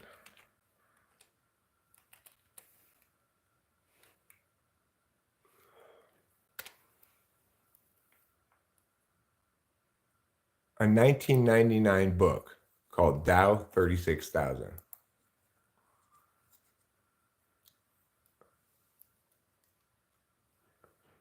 He concluded it would rise to 36,000 by 2004.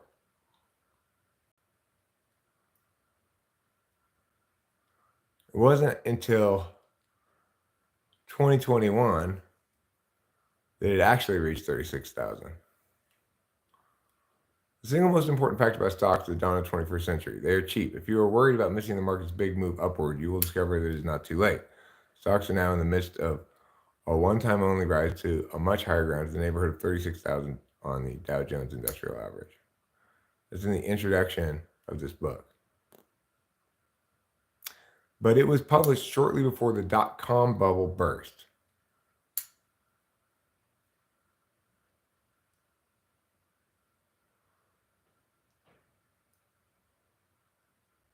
It crashed back down to the vicinity of 6,500 in the early months of 2009 amidst a global recession.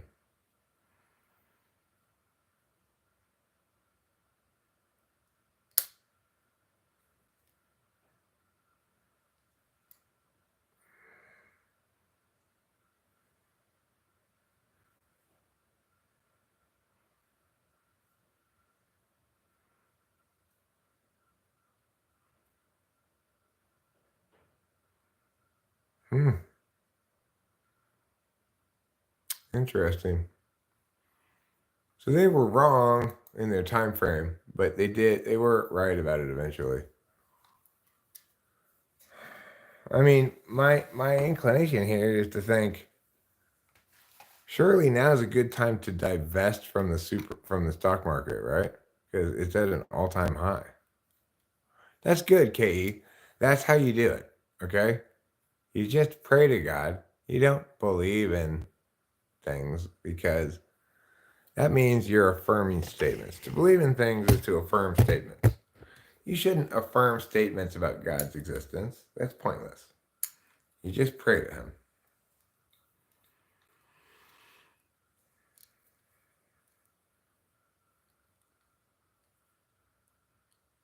Well, Hero Lamb, you don't need to be sorry to say that, because what you say is true. People during COVID being too scared to go outside riding a bike because of their COVID is dumb as fuck. You are correct. You have produced the correct analogy.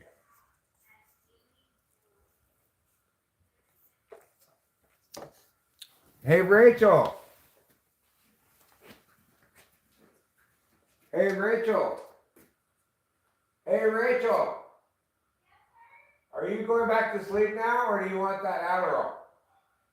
Not now. I'm gonna take it once I'm up. Okay. Is it okay? Of course it's okay, my darling. I guess you took yours already? Yeah, I already took mine. But I got a full night's sleep. I got a full 8 hours. That's great. You know what's even dumber here, Lamb? I saw people during COVID driving around with their windows up with masks on in their own car.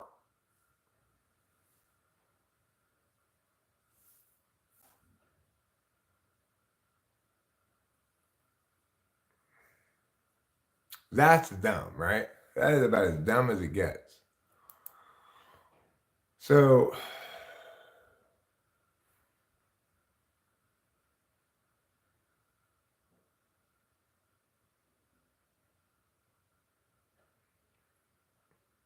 who knows what our portfolio is worth now?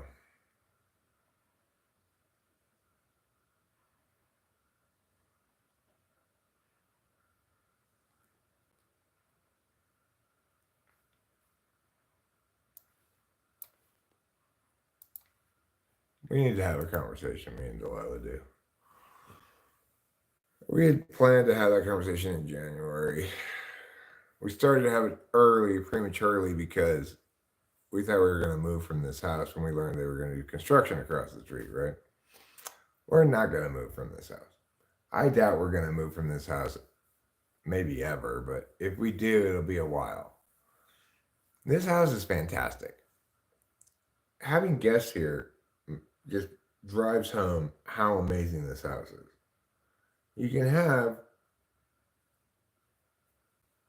4 people staying here, plus me and Rachel, and people still don't bump into each other. There's plenty of. It's just really well laid out. It's easy for everybody, right? Having 2 floors is actually a very good thing. There are a lot of people who don't want to have a second 2-story house because they don't want to walk upstairs. Maybe they're old, it's troublesome or whatever. But it's actually wonderful because you can isolate from other people inside the house.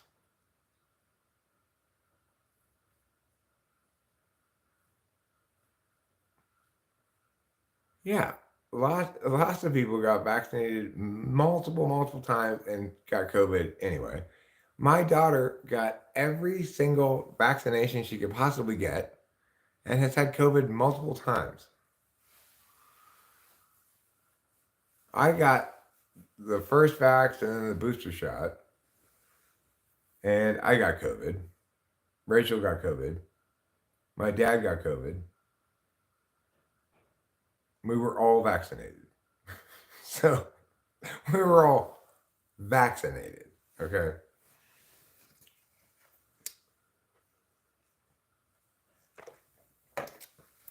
And in some sense, COVID killed my dad. You know, it's like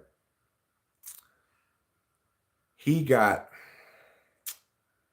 COVID so bad. He had a fever of like 103 or something, and it impacted his eyesight. And it wasn't that long after he had it that he shot himself. He fell from a high fever when he had COVID and broke a rib. It was terrible for him. But the thing is, of course, if there hadn't been the COVID lockdowns and everything, if people had followed my advice from the beginning, which was let it run its course, then my dad probably would have gotten COVID when he was a little bit younger. His immune system would have built up some immunities to it. And then maybe he wouldn't have had it so bad, right? So bad things happen for a reason. In this case, the reason COVID happened is so that everybody could see how important it is to listen to Eric. Because I was so right about it so early, and so indisputably right about it now in the aftermath, that everybody who was in favor of any COVID bullshit should be shaming themselves and insisting to themselves they listen to Eric from now on. So one of the wonderful things about COVID is it allows me to say, see, I'm right, you should listen to me. That's what the reason for COVID was. To prove to everybody how correct Eric is about things that matter, not necessarily about things that are important. Like, I don't know what my goal is. I don't know what I want to do today or what I'm going to do today. But I do know what the correct thing is about things that matter, like public policy.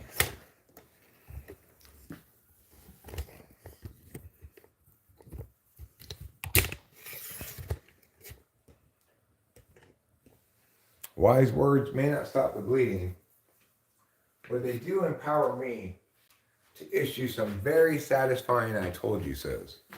And that's not without value, okay? That's pretty valuable.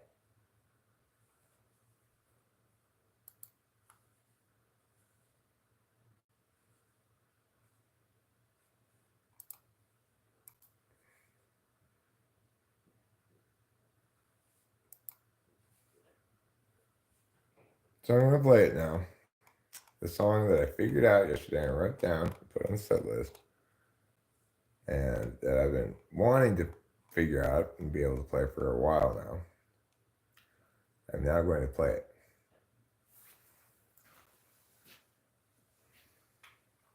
It's called 100,000 Million Years Ago.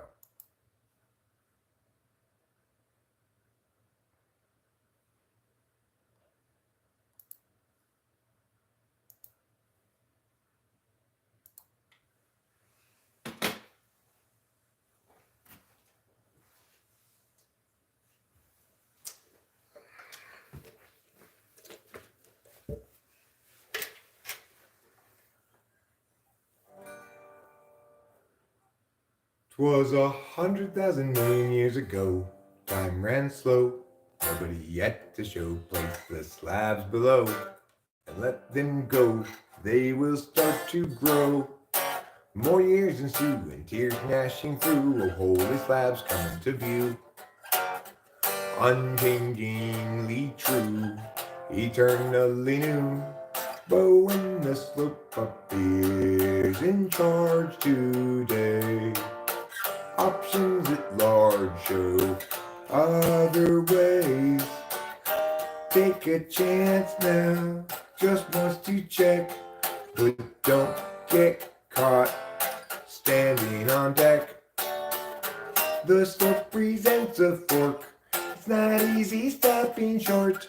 Too far along to turn around. To turn around, perhaps a better course was headed ever north. Now there's a fitter force. Enemy ground, enemy ground. It was 100,000 million years ago. Time ran slow. Nobody yet to show. Place the slab below and let them go. They will start to grow. More years ensue, tears gnashing through. Holy slabs come into view. Unchangingly true, eternally new. When the slope up is in charge today, options at large show other ways. Take a chance now, once quick to check, but don't get caught standing on deck. The slope presents a fork. It's not easy stopping short. Too far along to turn around. To turn around. Perhaps a better course was headed ever north. Now there's a fitter force. Enemy ground, enemy ground. It's a good song. That's a good song.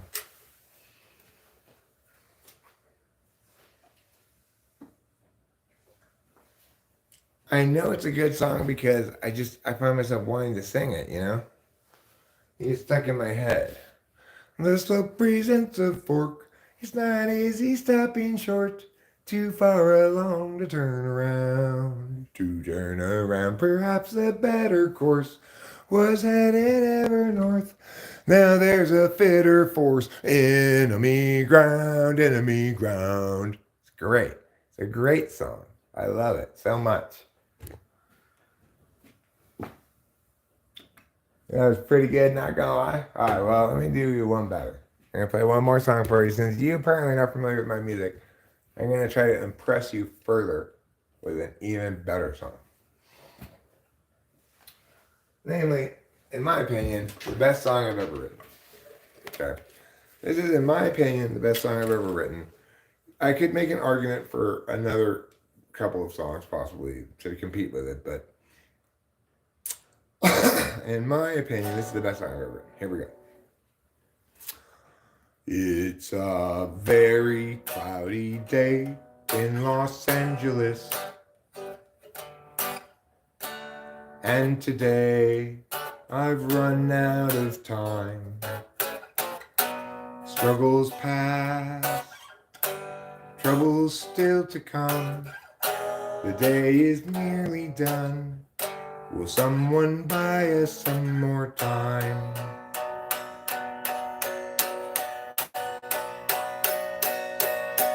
Cloudy day in Los Angeles. Cloudy day in LA. I'm no sort of evangelist, but I have something to say. Life can strangely be forgiving to those who stay awake all night. And mostly voices say to give in. They'll try to sap your will to fight. But whether I'm supposed to be here or just be soon forgotten, noise is sort of based on what I see here and also on what I avoid. It's a very cloudy day, Los Angeles. And today I've run out of time. Troubles past, troubles still to come. The day is nearly done. Will someone buy us some more time?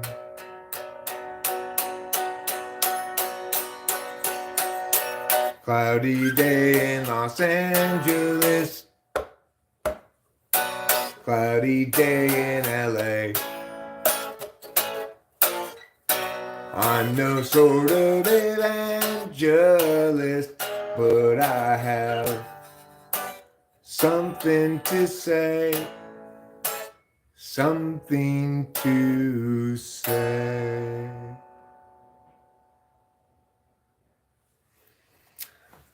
So there, I cut straight to the money shot. That's the best song I've ever written, in my opinion.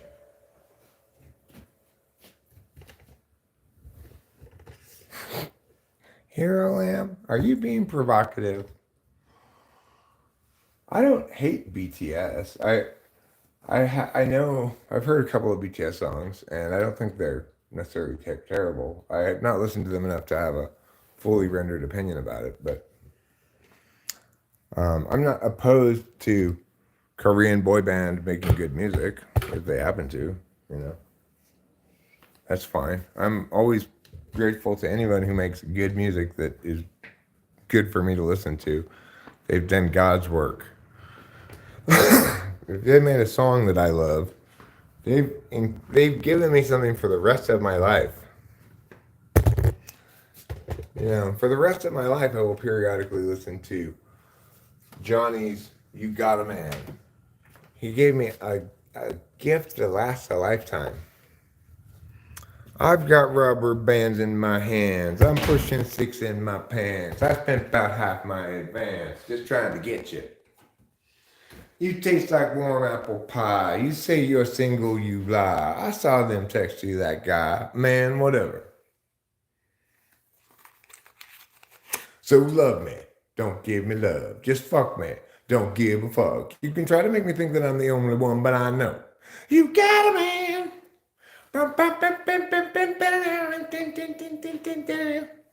What a great song. What an amazing piece of genius work. That gentleman deserves me to write him a thank you note. Thank you for making this wonderful, wonderful thing that I will listen to many times for the rest of my life. Everybody who makes Chappie tracks and stays there deserves a thank you note from me. Even if you just make one track in your life that's good enough to make my best playlist, right? You have done a miraculous job with your entire life, because it's almost impossible to write a song good enough to make me go, oh my God, I love this. And if you've successfully done that, you win. You win. You have given me the greatest gift of all. Like that song, Edamame. That song fucking slaps.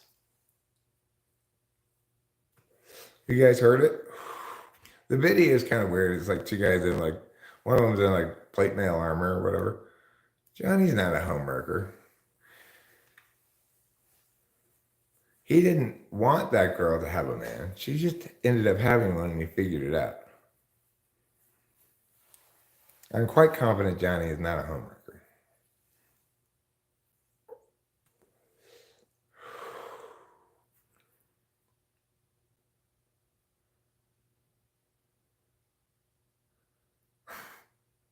Here I am. I understand that. That makes sense.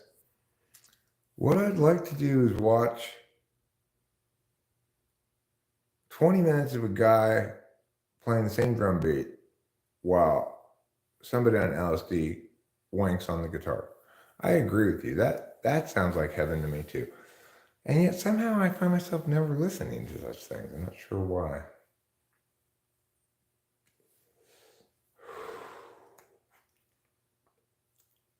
Why, that Johnny show was so good. He fucking killed it, man. And it was the second show of the day. Maybe he was extra warmed up accordingly.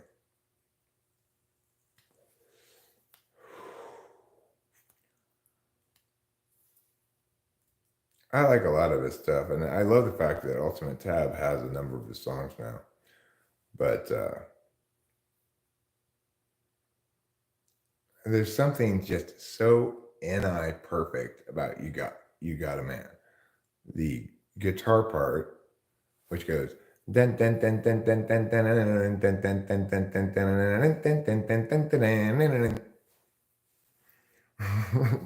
great.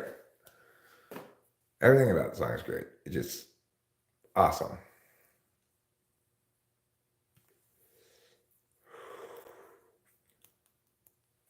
Anyhow, if you've not heard Edamame, if somebody could link it here, it's worth everybody listening to.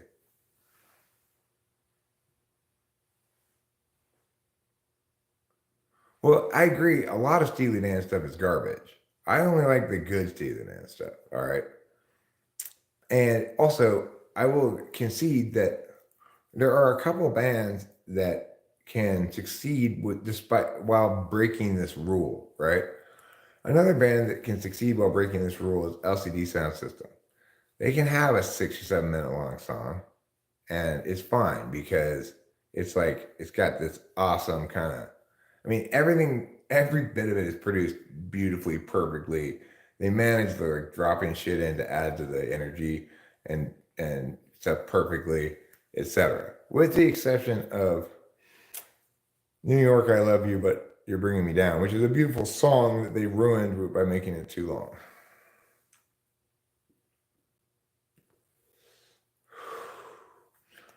Yeah, but the thing is, Steely Dan, despite their, thank you, Winston's Mom, I appreciate it. Everybody should listen to that.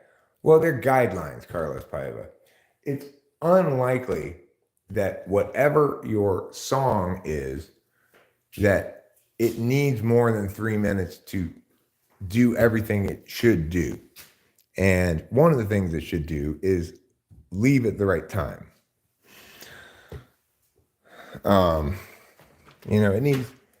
It needs to be interesting from beginning to end, and then end, and you go like, oh, I wish that were a little longer almost. That's what you want a song to do. But that doesn't mean that there aren't exceptions, right? So there are some brilliant songs that are long, or tracks, especially like, I could listen to Eat, Sleep, Rave, Repeat. I could listen to that whole thing every time I listen to it. And it's like 7 minutes long or something.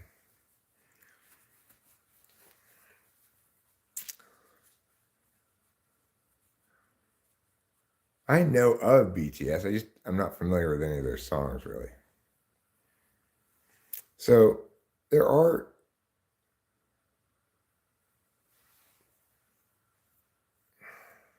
well, I don't really know any Justin Bieber songs either. I don't think he has particularly any songs that are memorable. Oh.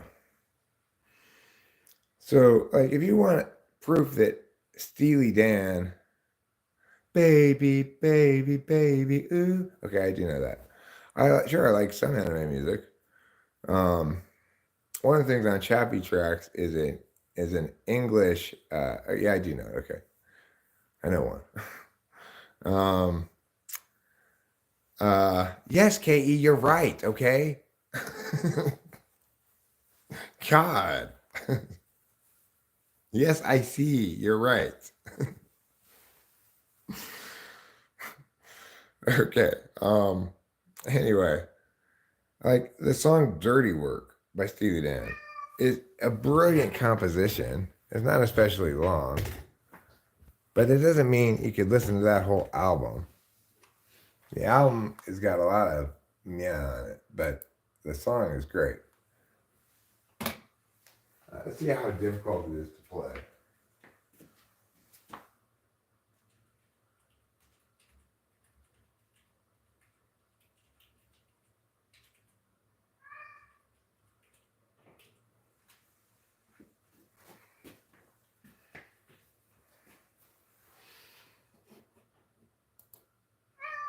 Meow.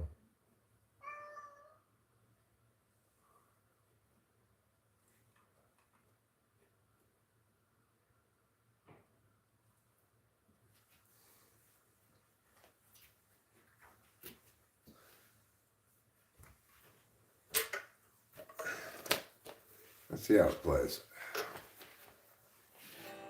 Times are hard, you're afraid to pay the fee, so you find yourself somebody who can do the job for free. When you need a bit of loving, 'cause your man is out of town, that's the time you get me running, and you know I'll be around. I'm a fool to do your dirty work, oh yeah. I don't wanna do your dirty work no more.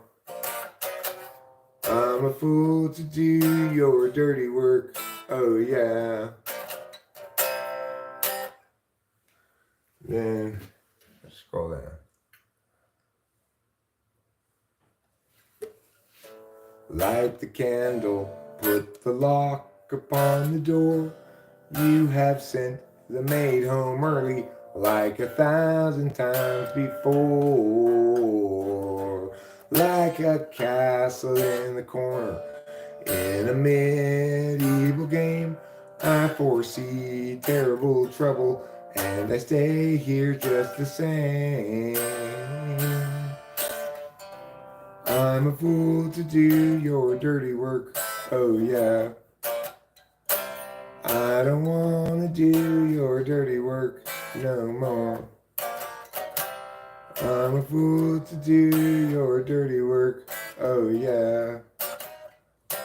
Bueno, bueno. That's a good song, yeah. It's a well-written song. It's actually not that hard to play either, surprisingly.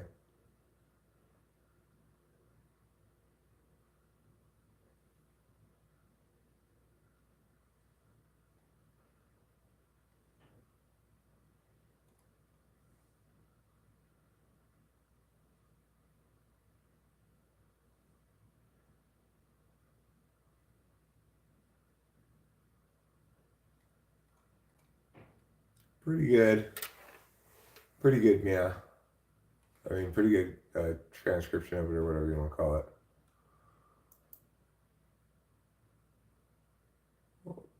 What else does Steely Dan play? I used to play.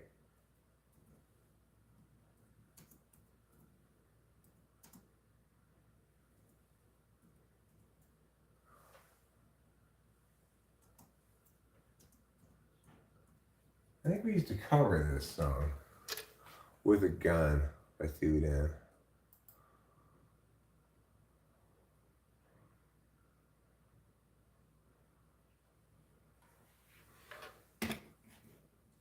What is this?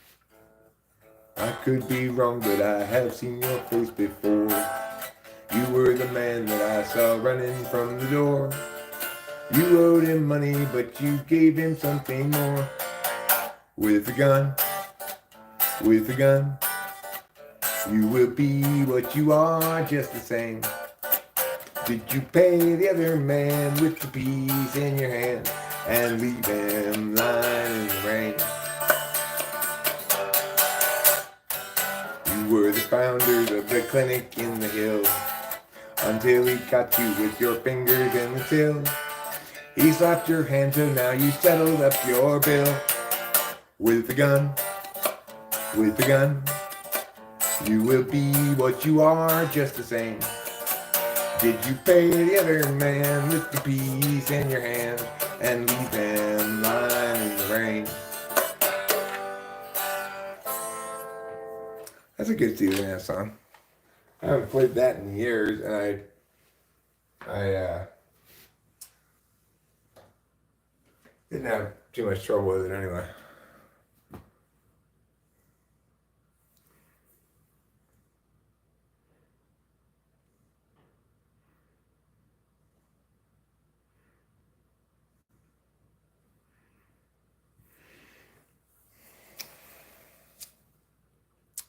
But if you want to listen to a really good Steely Dan song that's new, that you're almost certainly never heard before, it's called Going Out of Business.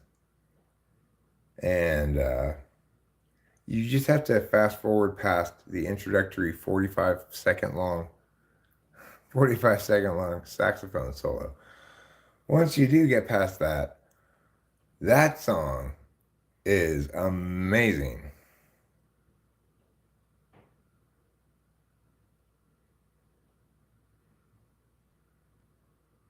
Well, it's also the case here, Lamb, that you can rent a place, trash it, and leave and not end up paying for any of the damage. I mean, the thing is, I've been in a family of landlords in my childhood and stuff, and the reality is, it's the landlord cares about their property. They want it to be well maintained and stuff. We were always responsive when tenants called and said there's like a plumbing problem or something.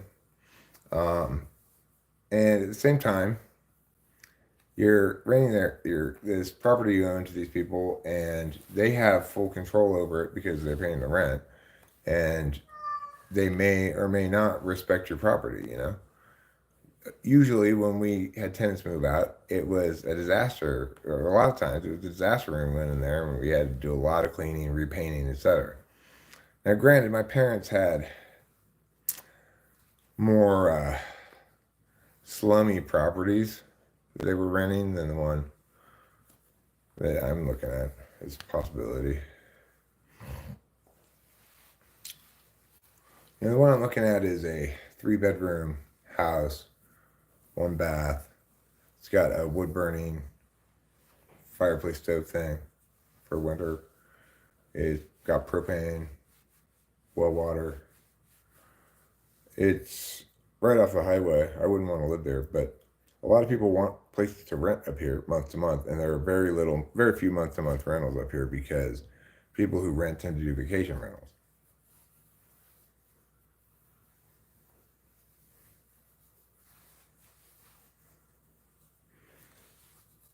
Well, hopefully the rent's cheap, you know. I never had any problem with my landlord. I rented it for 20 years. I rented the same house in Temple City. And the only problem I had, and it pissed me off so much, It's so much that I'm still mad about it to this day. I planted an orange tree in the strip of ground in front of the house, and it made the most delicious oranges. Oh my God, they were the best oranges you've ever tasted. And like the second year it was there, it had grown up a little bit bigger, and it was full of oranges that were like maybe 2 weeks away from being ripe. And he fucking chopped it down because it blocked the numbers on the house, like 7179 or whatever the numbers were back then. I don't remember. But it was something like 7179. It's very similar to my current address.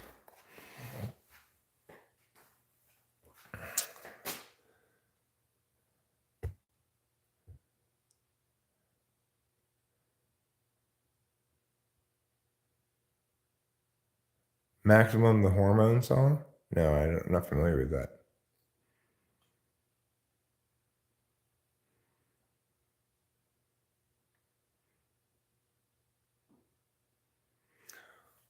Well, I mean, the thing is, when people pay rent for a house, they should reasonably expect to be paying for a house or an apartment or whatever that is in good working order. I think there are certain kinds of problems that are implicitly the landlord's problems. Things like plumbing problems, electrical problems are the landlord's problems. Things like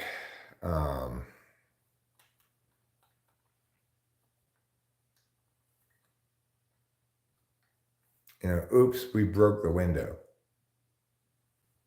Okay, well, that's your fault. You broke the window on the home that I own. You rented, doesn't give you the right to break the window, so you should pay for the window repair.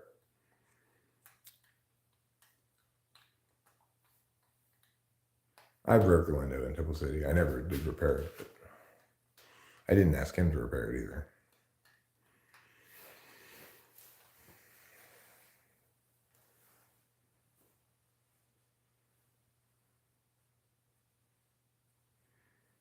So yeah, if your landlord refuses to fix plumbing problems or electrical problems, if like it's supposed to have, like we don't have these here in California, but like in New York, they got buildings with radiators in them, and like they're tall buildings with a lot of apartments in them, and a radiator, a boiler room in the bottom. Obviously, whoever's renting those apartments out, I broke one window. Not several.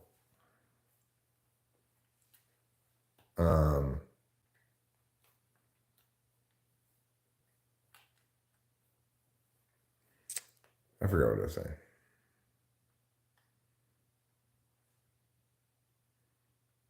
I don't live in a gangster's paradise. I never did. But I can tell you that growing up in Arcadia, just because you're in a nice neighborhood doesn't mean it's a nice place to grow up or that people are cool or whatever. It's like my high school was such a disaster of like late 80s date rape culture, go to the river, shit like that. I hated it so much.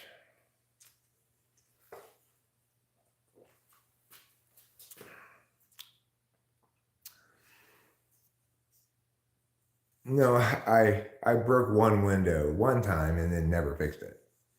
And I actually broke it in a classic textbook funny way, which is I was throwing a baseball with either Delilah or Jessica or some of the kids, probably Delilah when she was in softball. I was throwing a softball back and forth with her, and either I threw it through the window or she did. I'm not sure. So, throwing a ball through a window is a classic way to break a window.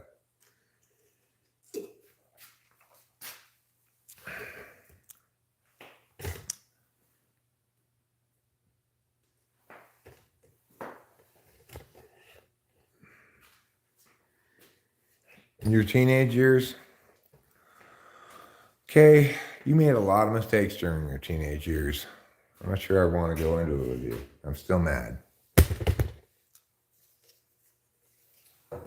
Like, how much fentanyl did you smoke as a teenager, okay? So much. It's dangerous. You could overdose on it easily.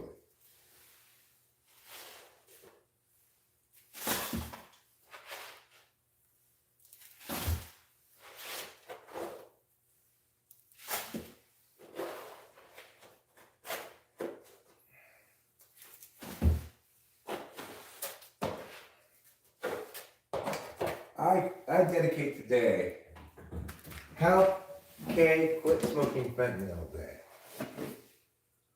Kay, listen, we're here for you. This is an intervention. You need to stop smoking so much fentanyl.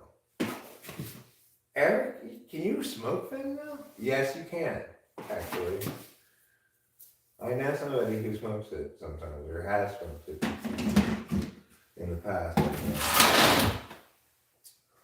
So, yeah, you can smoke fentanyl. Stop trying to tell me you can't. You probably shouldn't. I don't want to smoke fentanyl. But it's possible.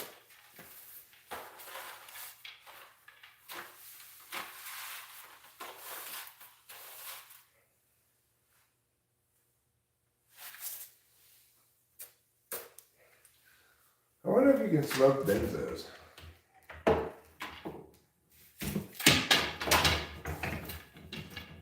Excellent questions by Eric.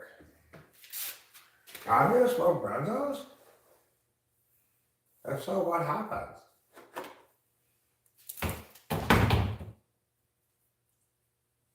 If you're making a drug, you should try to make sure it's smokable. You shouldn't have a drug that you have to take it as a pill or whatever. All drugs that are good should also be smokable and give you a somewhat different high. That's my position on the matter. Of course, benzos are already a very questionable addition to your drug party because what do benzos do? They're trip killers. If you're taking mushrooms or something and you take a benzo, you're not tripping anymore. So, it's kind of like inviting a cop to a party. Are you sure you want to do that?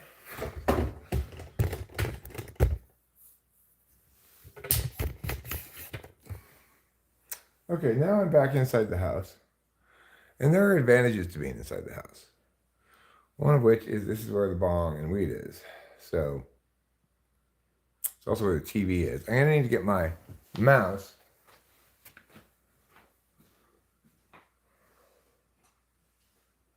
From over there. So I hope you enjoyed those couple of Steely Dan songs that I played, as well as a couple of my own songs that I played.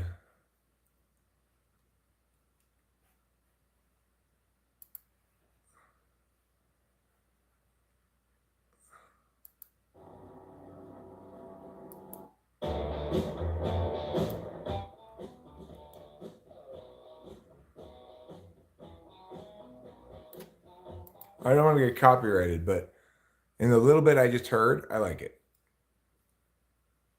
So I'm going to definitely give it a chance. I'll check this out. In fact, what I'll do right now is I will just put this on Chappy Tracks, and we'll see if it stays there.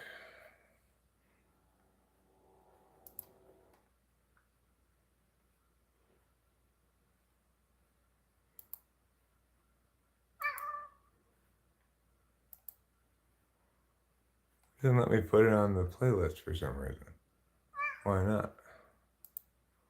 Meow.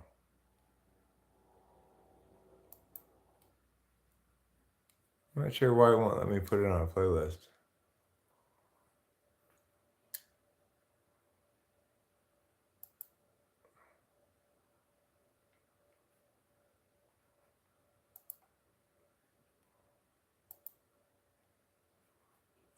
Oh, there. I see what happened.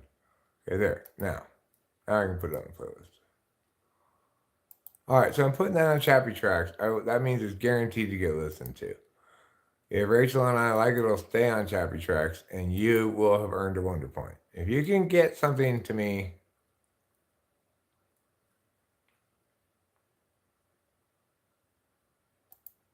Let me see what this says.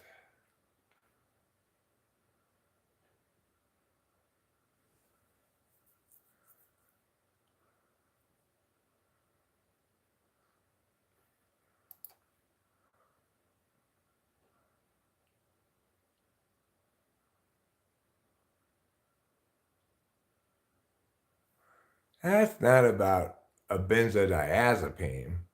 I'm talking about benzodiazepines. Can you smoke benzodiazepine? Like Klonopin. Can you smoke Klonopin? Let's find out.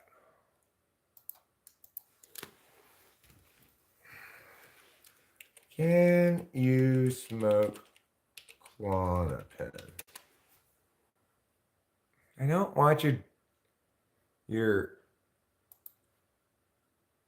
goddamn anti-drug bullshit.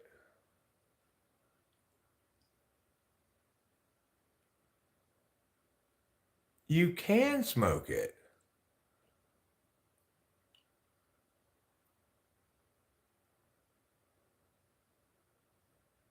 Wow, I'm gonna have to try that. Person, hi, we are live and ready to chat with you now. So what brings you here today?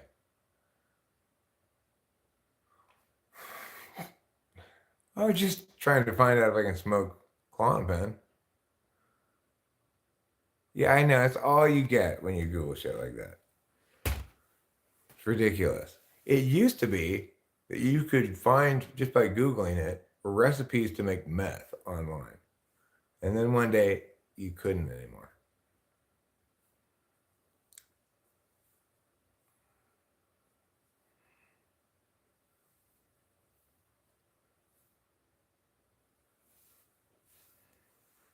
In the UK, they used to put images of dying babies on cigarette packs. Well, I'm also opposed to babies smoking. I think parents should not give cigarettes to their newborn babies.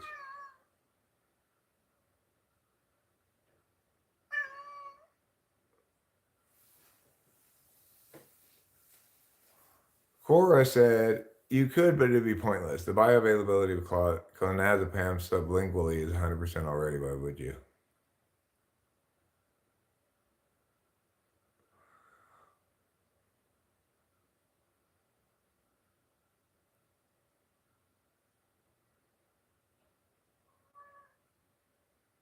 Well, because for whatever reason, some drugs give you a somewhat different high when you smoke them than if you take them orally, like speed does, you know? It's got more of a cloudy kind of a high if you smoke it. But, you know, the thing is, the kind of speed I get is not particularly smokable. Um,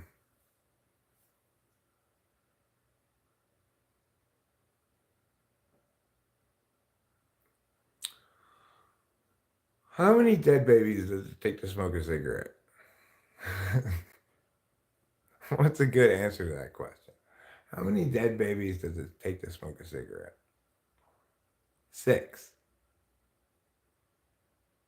One to smoke it, the other 5 to stand around watching. That's how many cone putters does it take to put a cone? 6. 1 to put the cone, 5 to watch. That's true about cone putters.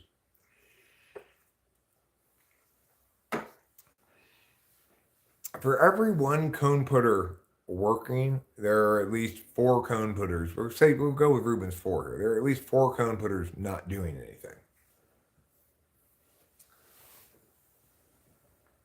Except being safe, of course, with their hard hats and bright green safety vests.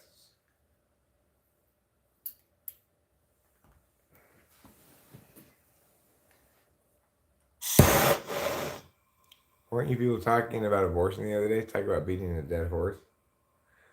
I mean,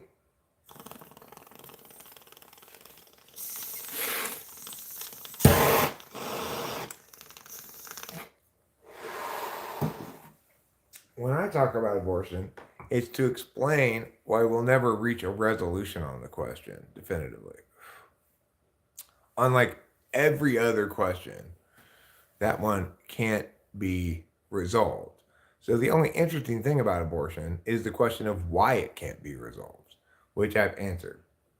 And I've come up with the perfect answer for it, and it explains everything. So, yeah. I do always look, when I receive a dead horse as a gift, the first thing I do is check his butthole. Because sometimes, much to your surprise, there's a gold nugget in there.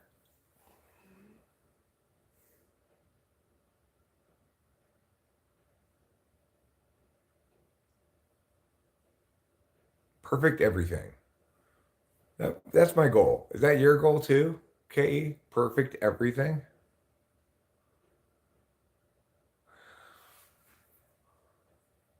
Well, because it's a girl horse. And I can't find the pee hole in the girl horse's vagina. It's just something in there. I don't know.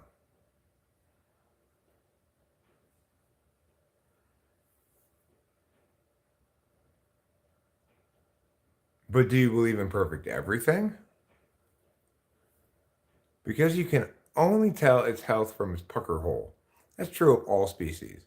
That's why Rachel's always checking my butthole for healthiness.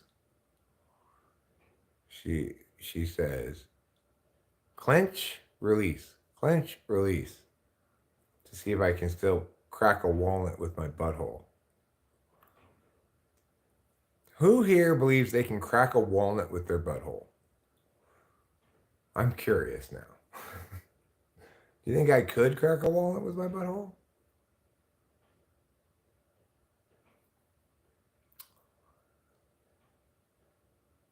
Yeah. Well, truth is, I inspect Rachel's butthole in the shower, but she doesn't inspect mine. A walnut is a kind of nut that has a hard shell. It's hard to break open. You need like a hammer or a nut cracker to break it open. But I'm wondering if my butthole is strong enough now. Well, yeah, I'd have to train for the butthole walnut cracking Olympics. You make a loaf on the wall? I don't know what that means.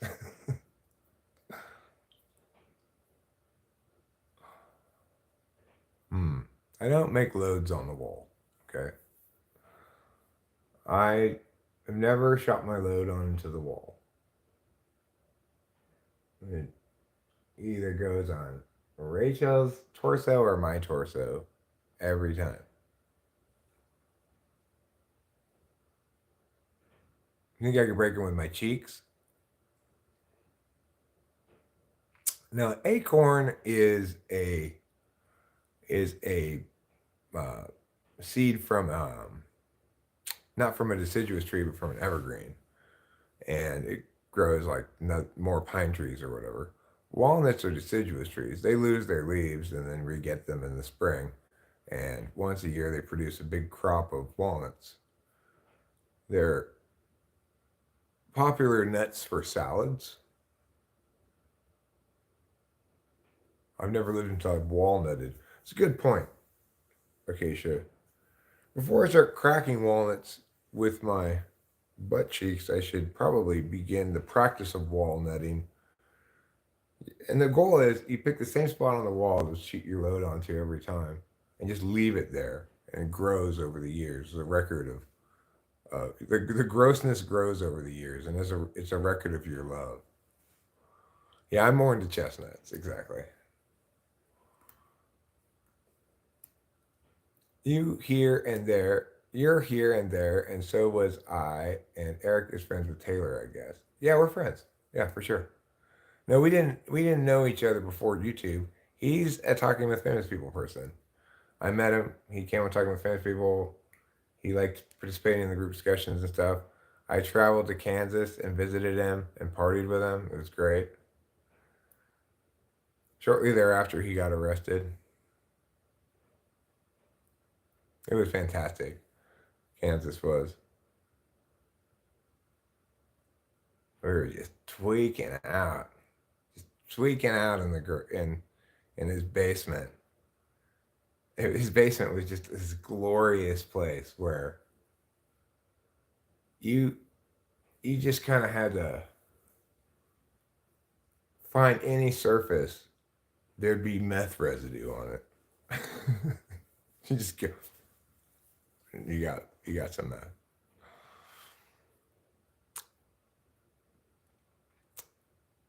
Anyway, he got arrested. He got busted for that stuff. Spent some time in jail. I don't think he does it anymore, but um, it was fun. You know, he had a bunch of guns. There was guns everywhere. You couldn't you couldn't sit down in a chair without moving a gun. Why are drugs normalized in which communities? In the communities of intelligent people, because intelligent people tend to need drugs, you know, and alcohol or whatever. Look at Rick and Morty. Remember that episode where Rick goes into his mini universes? In each of them, as he descends down, the genius in it has a drug or alcohol problem.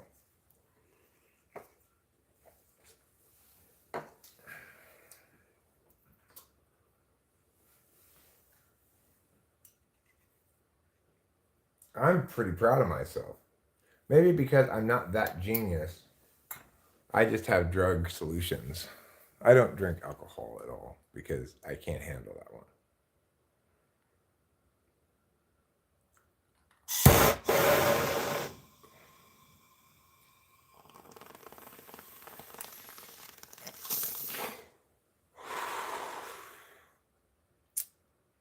For people who like doing drugs, they're normalized because they like doing drugs. You know, I mean, they enjoy the feeling and it's how they have fun. Of course, if drugs cause people to commit crimes of some sort, then they should be arrested for those crimes. We shouldn't try to be like, look, too high a percentage of people in jail are people who wear bandanas. So let's make wearing a bandana illegal. Sure, drugs do lead to crime for some people. Drugs destroy some people's lives. Some people die from overdoses, etc. A lot of bad things happen, right? But the reason they're normalized in communities among people who do them is because that's what they're into. Why is it normalized for people to like go to anime conventions? They don't need to do that. Well, they want to do that. It's fun for them. That's why it's normalized. Why is cosplay normalized in those communities? Because it's fun for them. They like to do it. They don't want to be judged about it. Same thing with drugs.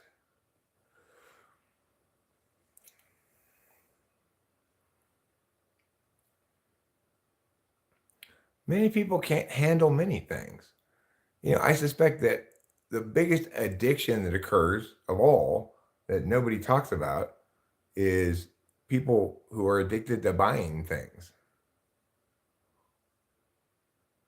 That's as damaging and perhaps more expensive to a person's overall well-being than drugs, but people accept it as totally normal that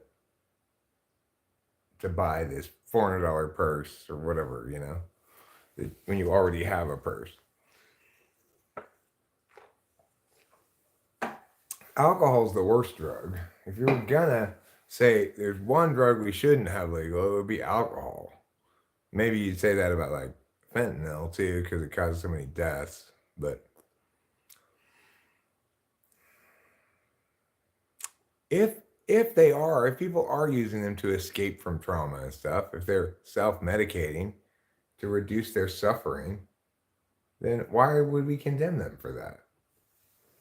If it works for them, it may be what they need right now. Maybe they'll outgrow it at some point, right? Maybe it'll do its job and relieve the pain adequately that they can move on from it. Who knows? The point is, we don't know what anybody else's relationship with drugs is, and we shouldn't have an opinion about it. Everybody's in charge of their own head, and you know, if it causes a problem, then you deal with that problem, not your presumption that drugs are the source of the problem, unless the problem is like you're drunk at work or something.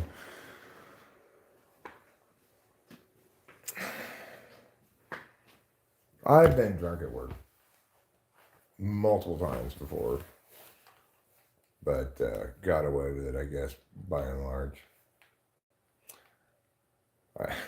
Alcohol is freaking. Me and alcohol are a terrible combination.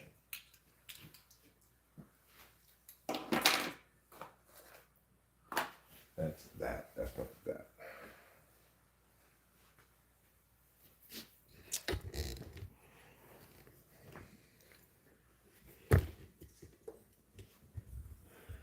Me and alcohol are like Lincoln Riley and USC's defense. Like, worst in the country. Okay, meow. We'll watch you eat. I know. Oh, yes. I will give you more food. Don't worry. Don't worry. Kitty mukbang. Right on schedule.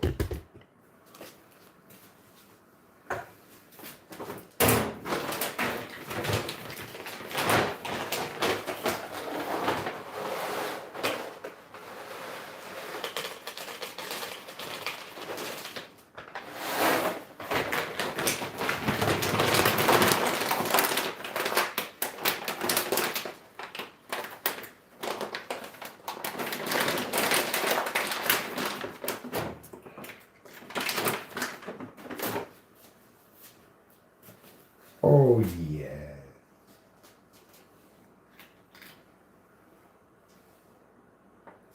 Oh, yes, and oh, yes. And oh, yes. And oh, yes, and oh, yes, and oh, yes. Things that can go back in the liquor cabinet are things that are not okay for me to drink, which includes Diet Coke. Simple syrup, I could drink it, but I don't want to. Lime juice, I could drink it, but I don't want to. Tonic water, I could drink it, but I don't want to. Diet Coke is basically just poison. It's so terrible. It's almost as bad as alcohol. Except it doesn't ruin my life, but it's still terrible. If you drink Diet Coke, I just want to tell you, you have terrible taste in drinks. But I will get it for you anyway if you come to my house.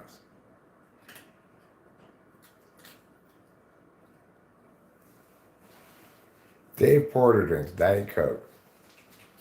He's drank it forever. I don't get it. I just don't get it. My dad drank nothing but Diet Coke. It's... The problem with it is very straightforward. It tastes terrible, right? It tastes like chemically gross horribleness.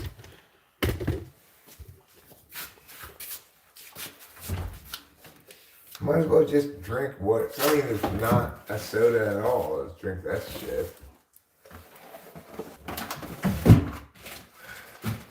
I decided to just put these in the pantry instead of in the liquor cabinet where they should go because I'm being lazy, I guess.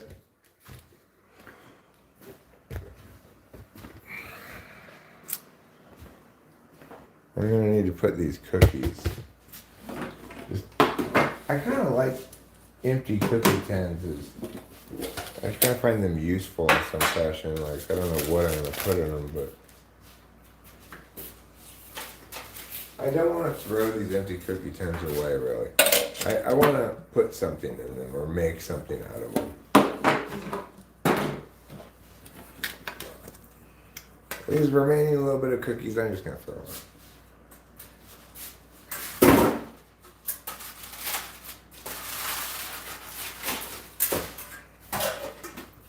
Now I have 3 cookie tins that I could do something with.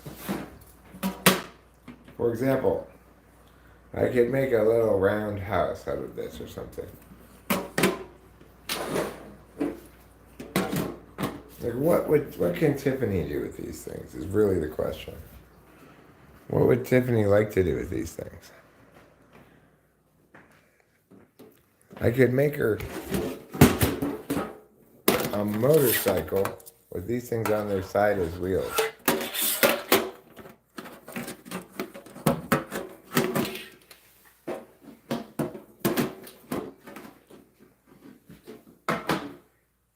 I could make Tiffany's dream house out of those cookie tins. Oh, Tiffany's jacuzzi. Great thought, Acacia. Great thought. It is kind of nice, I must say, to have somebody else's NE tossing out such good ideas. It's like a bonus. Not accustomed to people generating such good ideas. Occasion's got some great ideas. She's the author of Infant Prison, which is one of the best ideas I've ever heard. She pointed out something I hadn't considered about the moon landing. And now she's pointed out that one of those cookie tins could be Tiffany's jacuzzi. She's accomplishing a hell of a lot of impact for somebody who's SE polar. Makes me wonder if maybe she's an ESTP. Nobody would ever mistake Acacia for an ESTP. You'd have to just be completely, purposefully, willfully wrong about cognitive functions in every way.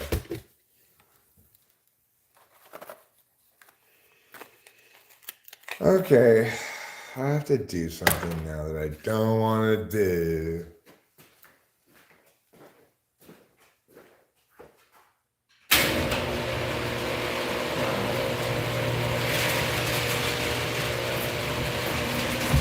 Is today Friday?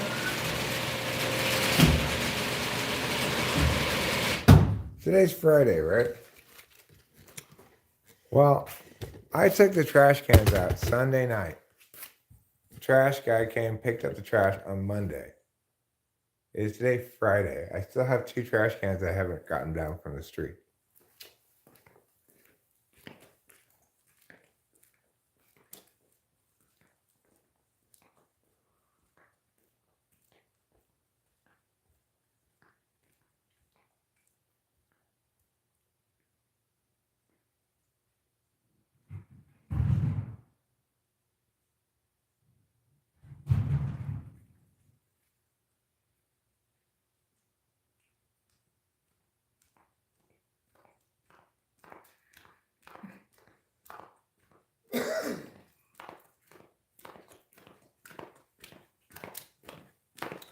All right, let's take these 2 trash cans.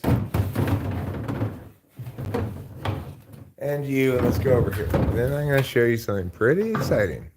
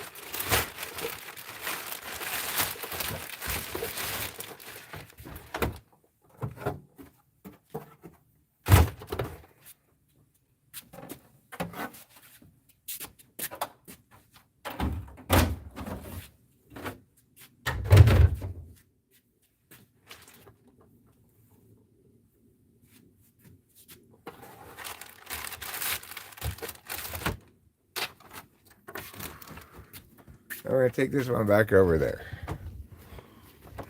So now this has a contractor's bag in it. It's a general trash can, which means I don't have to throw trash that's in bags into this trash can. I can just throw whatever trash into this trash can. Because it has a bag in it. Which makes it the perfect trash can for either right here, really right here, but because here's where I'm going to have trash that's not in a bag.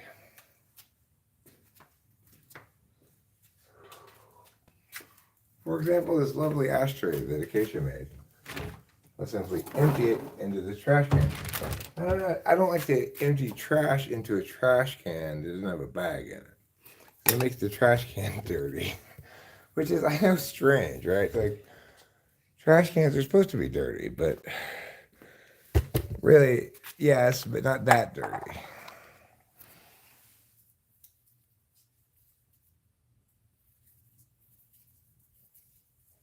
So I'm going to throw away these butts now.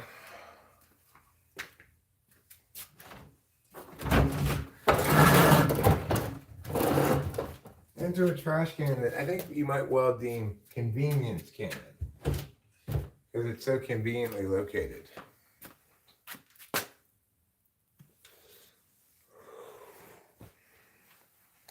Here.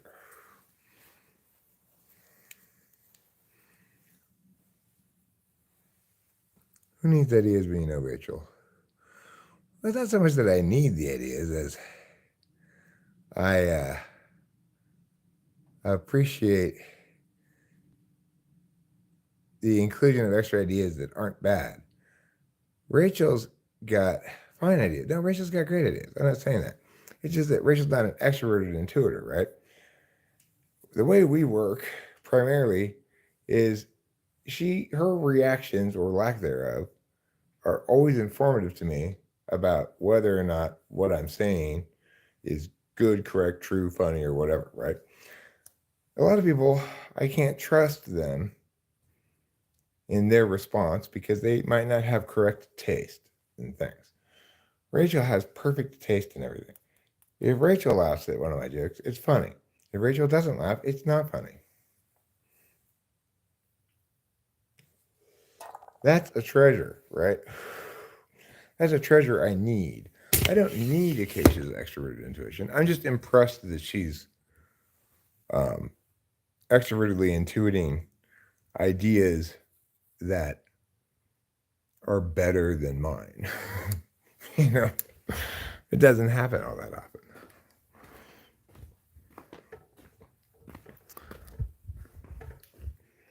Like, I don't think to myself, why didn't I think of infant jail? I just think, how delightful that that's in my vocabulary now.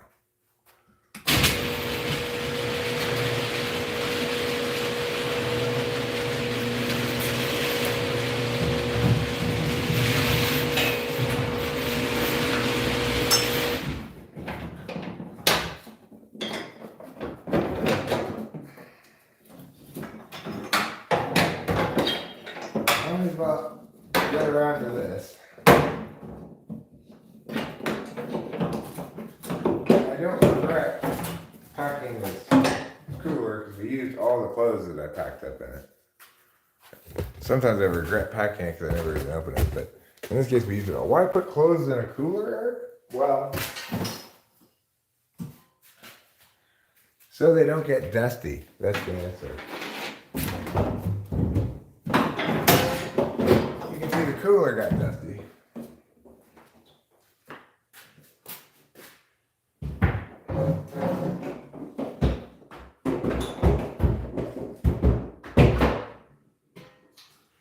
Where does this go? This needs to go somewhere. It doesn't seem to fit there. I don't know. I'll put it away. I'll put that away later because I'm not sure where it goes. I think it goes on this shelf over here where I put things. Maybe it goes on the bottom one, which is the tallest one. I should move those bottom ones up. I'm not sure.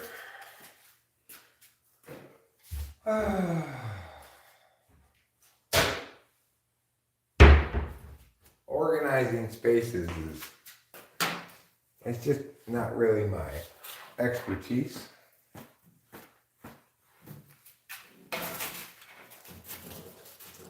I had hoped to get a big red bow for the front of the Little Wilderness car before the home tour, but just didn't happen. But I did have the Little Wilderness car spick and span clean. We didn't go out in it until after the home tour. Okay. Pia, pia, pia.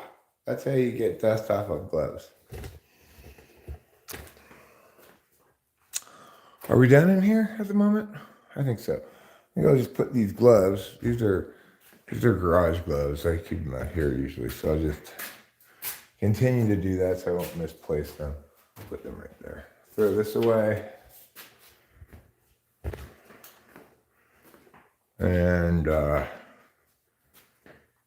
here's the trash over here.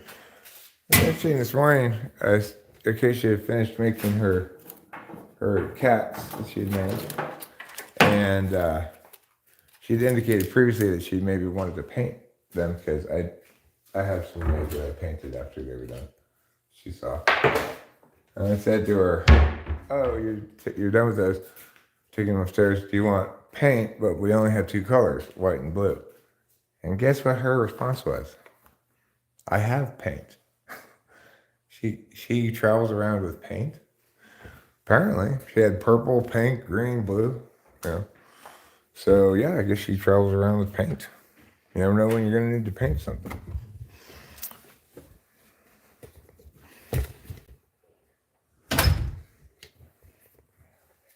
I certainly didn't expect to hear that response when I offered her the, chagrinedly that we only have two colors of paint.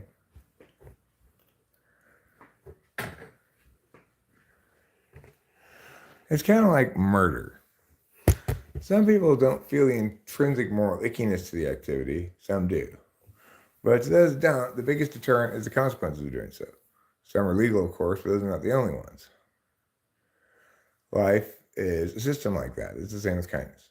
Those are all good thoughts.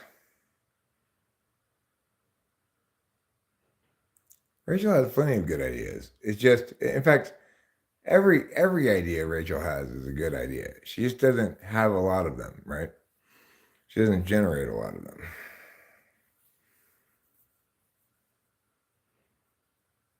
There was one of those games we played where Rachel's NI really popped. Like, you're supposed to guess what something is. Like, well, the first thing I picked was Build-A-Bear Workshop. And you have to build these sentences out of only a few words to try to describe what it is. On a couple of them, she nailed it. What the thing was just like too, like, in my opinion, was impossible to get from the clues that were given. So, in fact, one time she got it so quickly, the computer lady said, "Oh my God, you should host this game."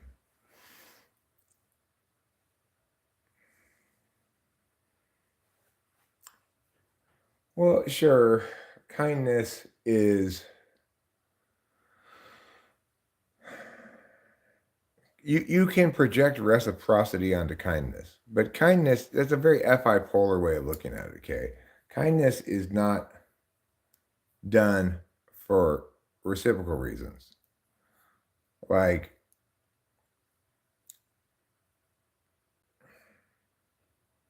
Acacia didn't make that little ashtray to be kind to me so that I would fill her tires and be kind to her. That would be an totally FE frame. Neither of us were thinking about that at all when we did the thing we did. I was just, up on amphetamines, saw a flat tire, decided to fill it up, thought that'd be a nice thing to do. Acacia just saw that there was piled up butts on the ground because I removed all the ashtrays for the home tour and then it didn't put any back, So she just decided to make that thing, right? It wasn't transactional at all, exactly. when she made those little cats for us as a gift, it's because she liked us and wanted to do something nice, not because she's like, therefore they'll be nice to me again later. Oh, not the point of your meow? Well, yeah, it does make sense what you're saying from that perspective. But what I'm saying is, to the extent that you're pointing out reciprocity as an engine of utility for something, that's not FI. Reciprocity is not FI. Well, that's fine. And I'm not saying you're saying it's FI either. I'm just making an ancillary point, okay? It's related, it's relevant, but it's not exactly addressing anything you're saying directly. It's just building off of it. So don't feel like I'm trying to rebut you, KE. I'm not, okay? Your butt does not need to be redone. It's fine the way it is.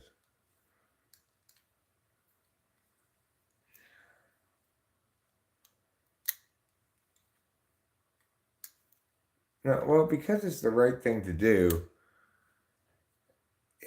that could be explained. So, any type might say that, right?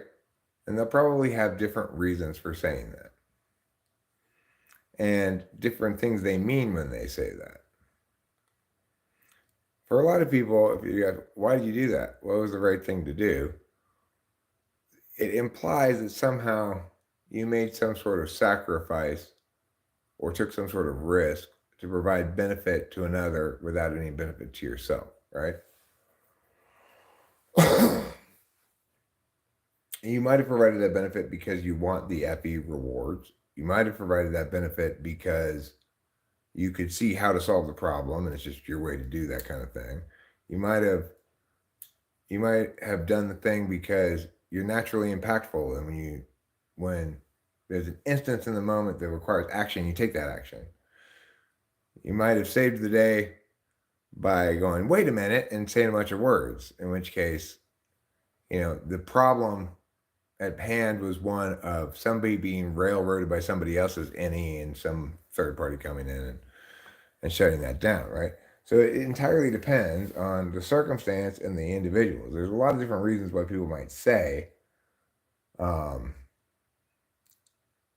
doing this because it's the right thing.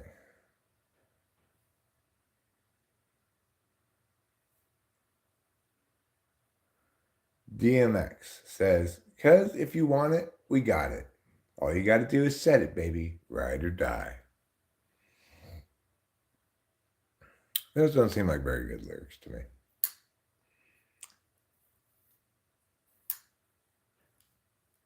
Many reasons for kindness and motivation, situational, yeah. The point is that because people use words differently and for different reasons and mean different things when they say them, somebody saying, I should or you should do that because it's the right thing to do, or not do that because it's the right thing to do, well, they're going to understand that question from their cognitive function perspective. They'll be projecting the right thing to do through either their dominant or tool function or something like that, or the wrong thing to do through their like 8th or 7th.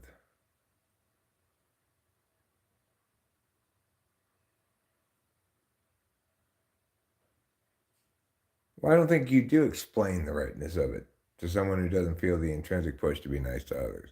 In that case, if somebody's being mean, that's where FE comes in. And it's the job of us NTPs in those contexts to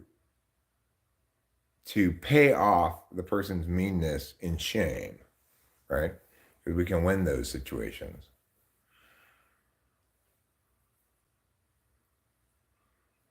So, in fact, when somebody is mean, then they deserve the natural consequence of that, which is to be shamed for it. Is that mean? No. Just in the same sense that responsive force is not the same thing as aggression, so too is responsive force verbally not the same thing as aggression.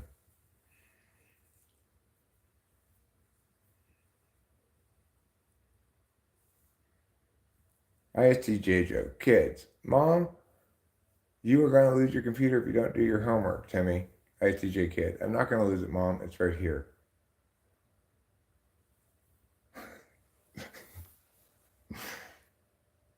That's a good joke, actually. I like that joke.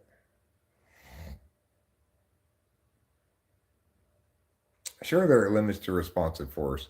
If you want to justly use force at all, it needs to be proportional, and it needs to be there needs to be no mission creep.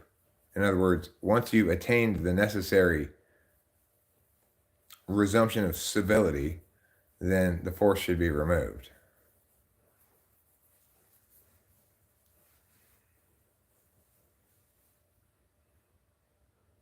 Your mom took a picture of you because she was proud of you learning to wash your hands? Well, I guess you backslid a bit. When you were here, I saw you struggling a lot with that.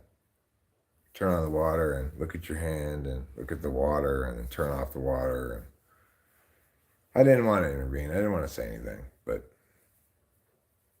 I think it's not like riding a bike, Acacia. You need to practice washing your hands or else you forget it. It's like Spanish. Puedo ir al baño? Sí. ¿Qué hora es? 8:10.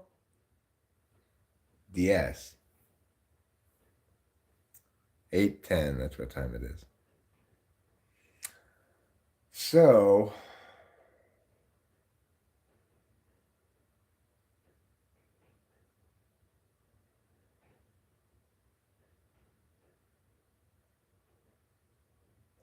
I guess I'm going to end the stream now. Thanks for being here. I love you all. Don't forget to eat plenty of cheese.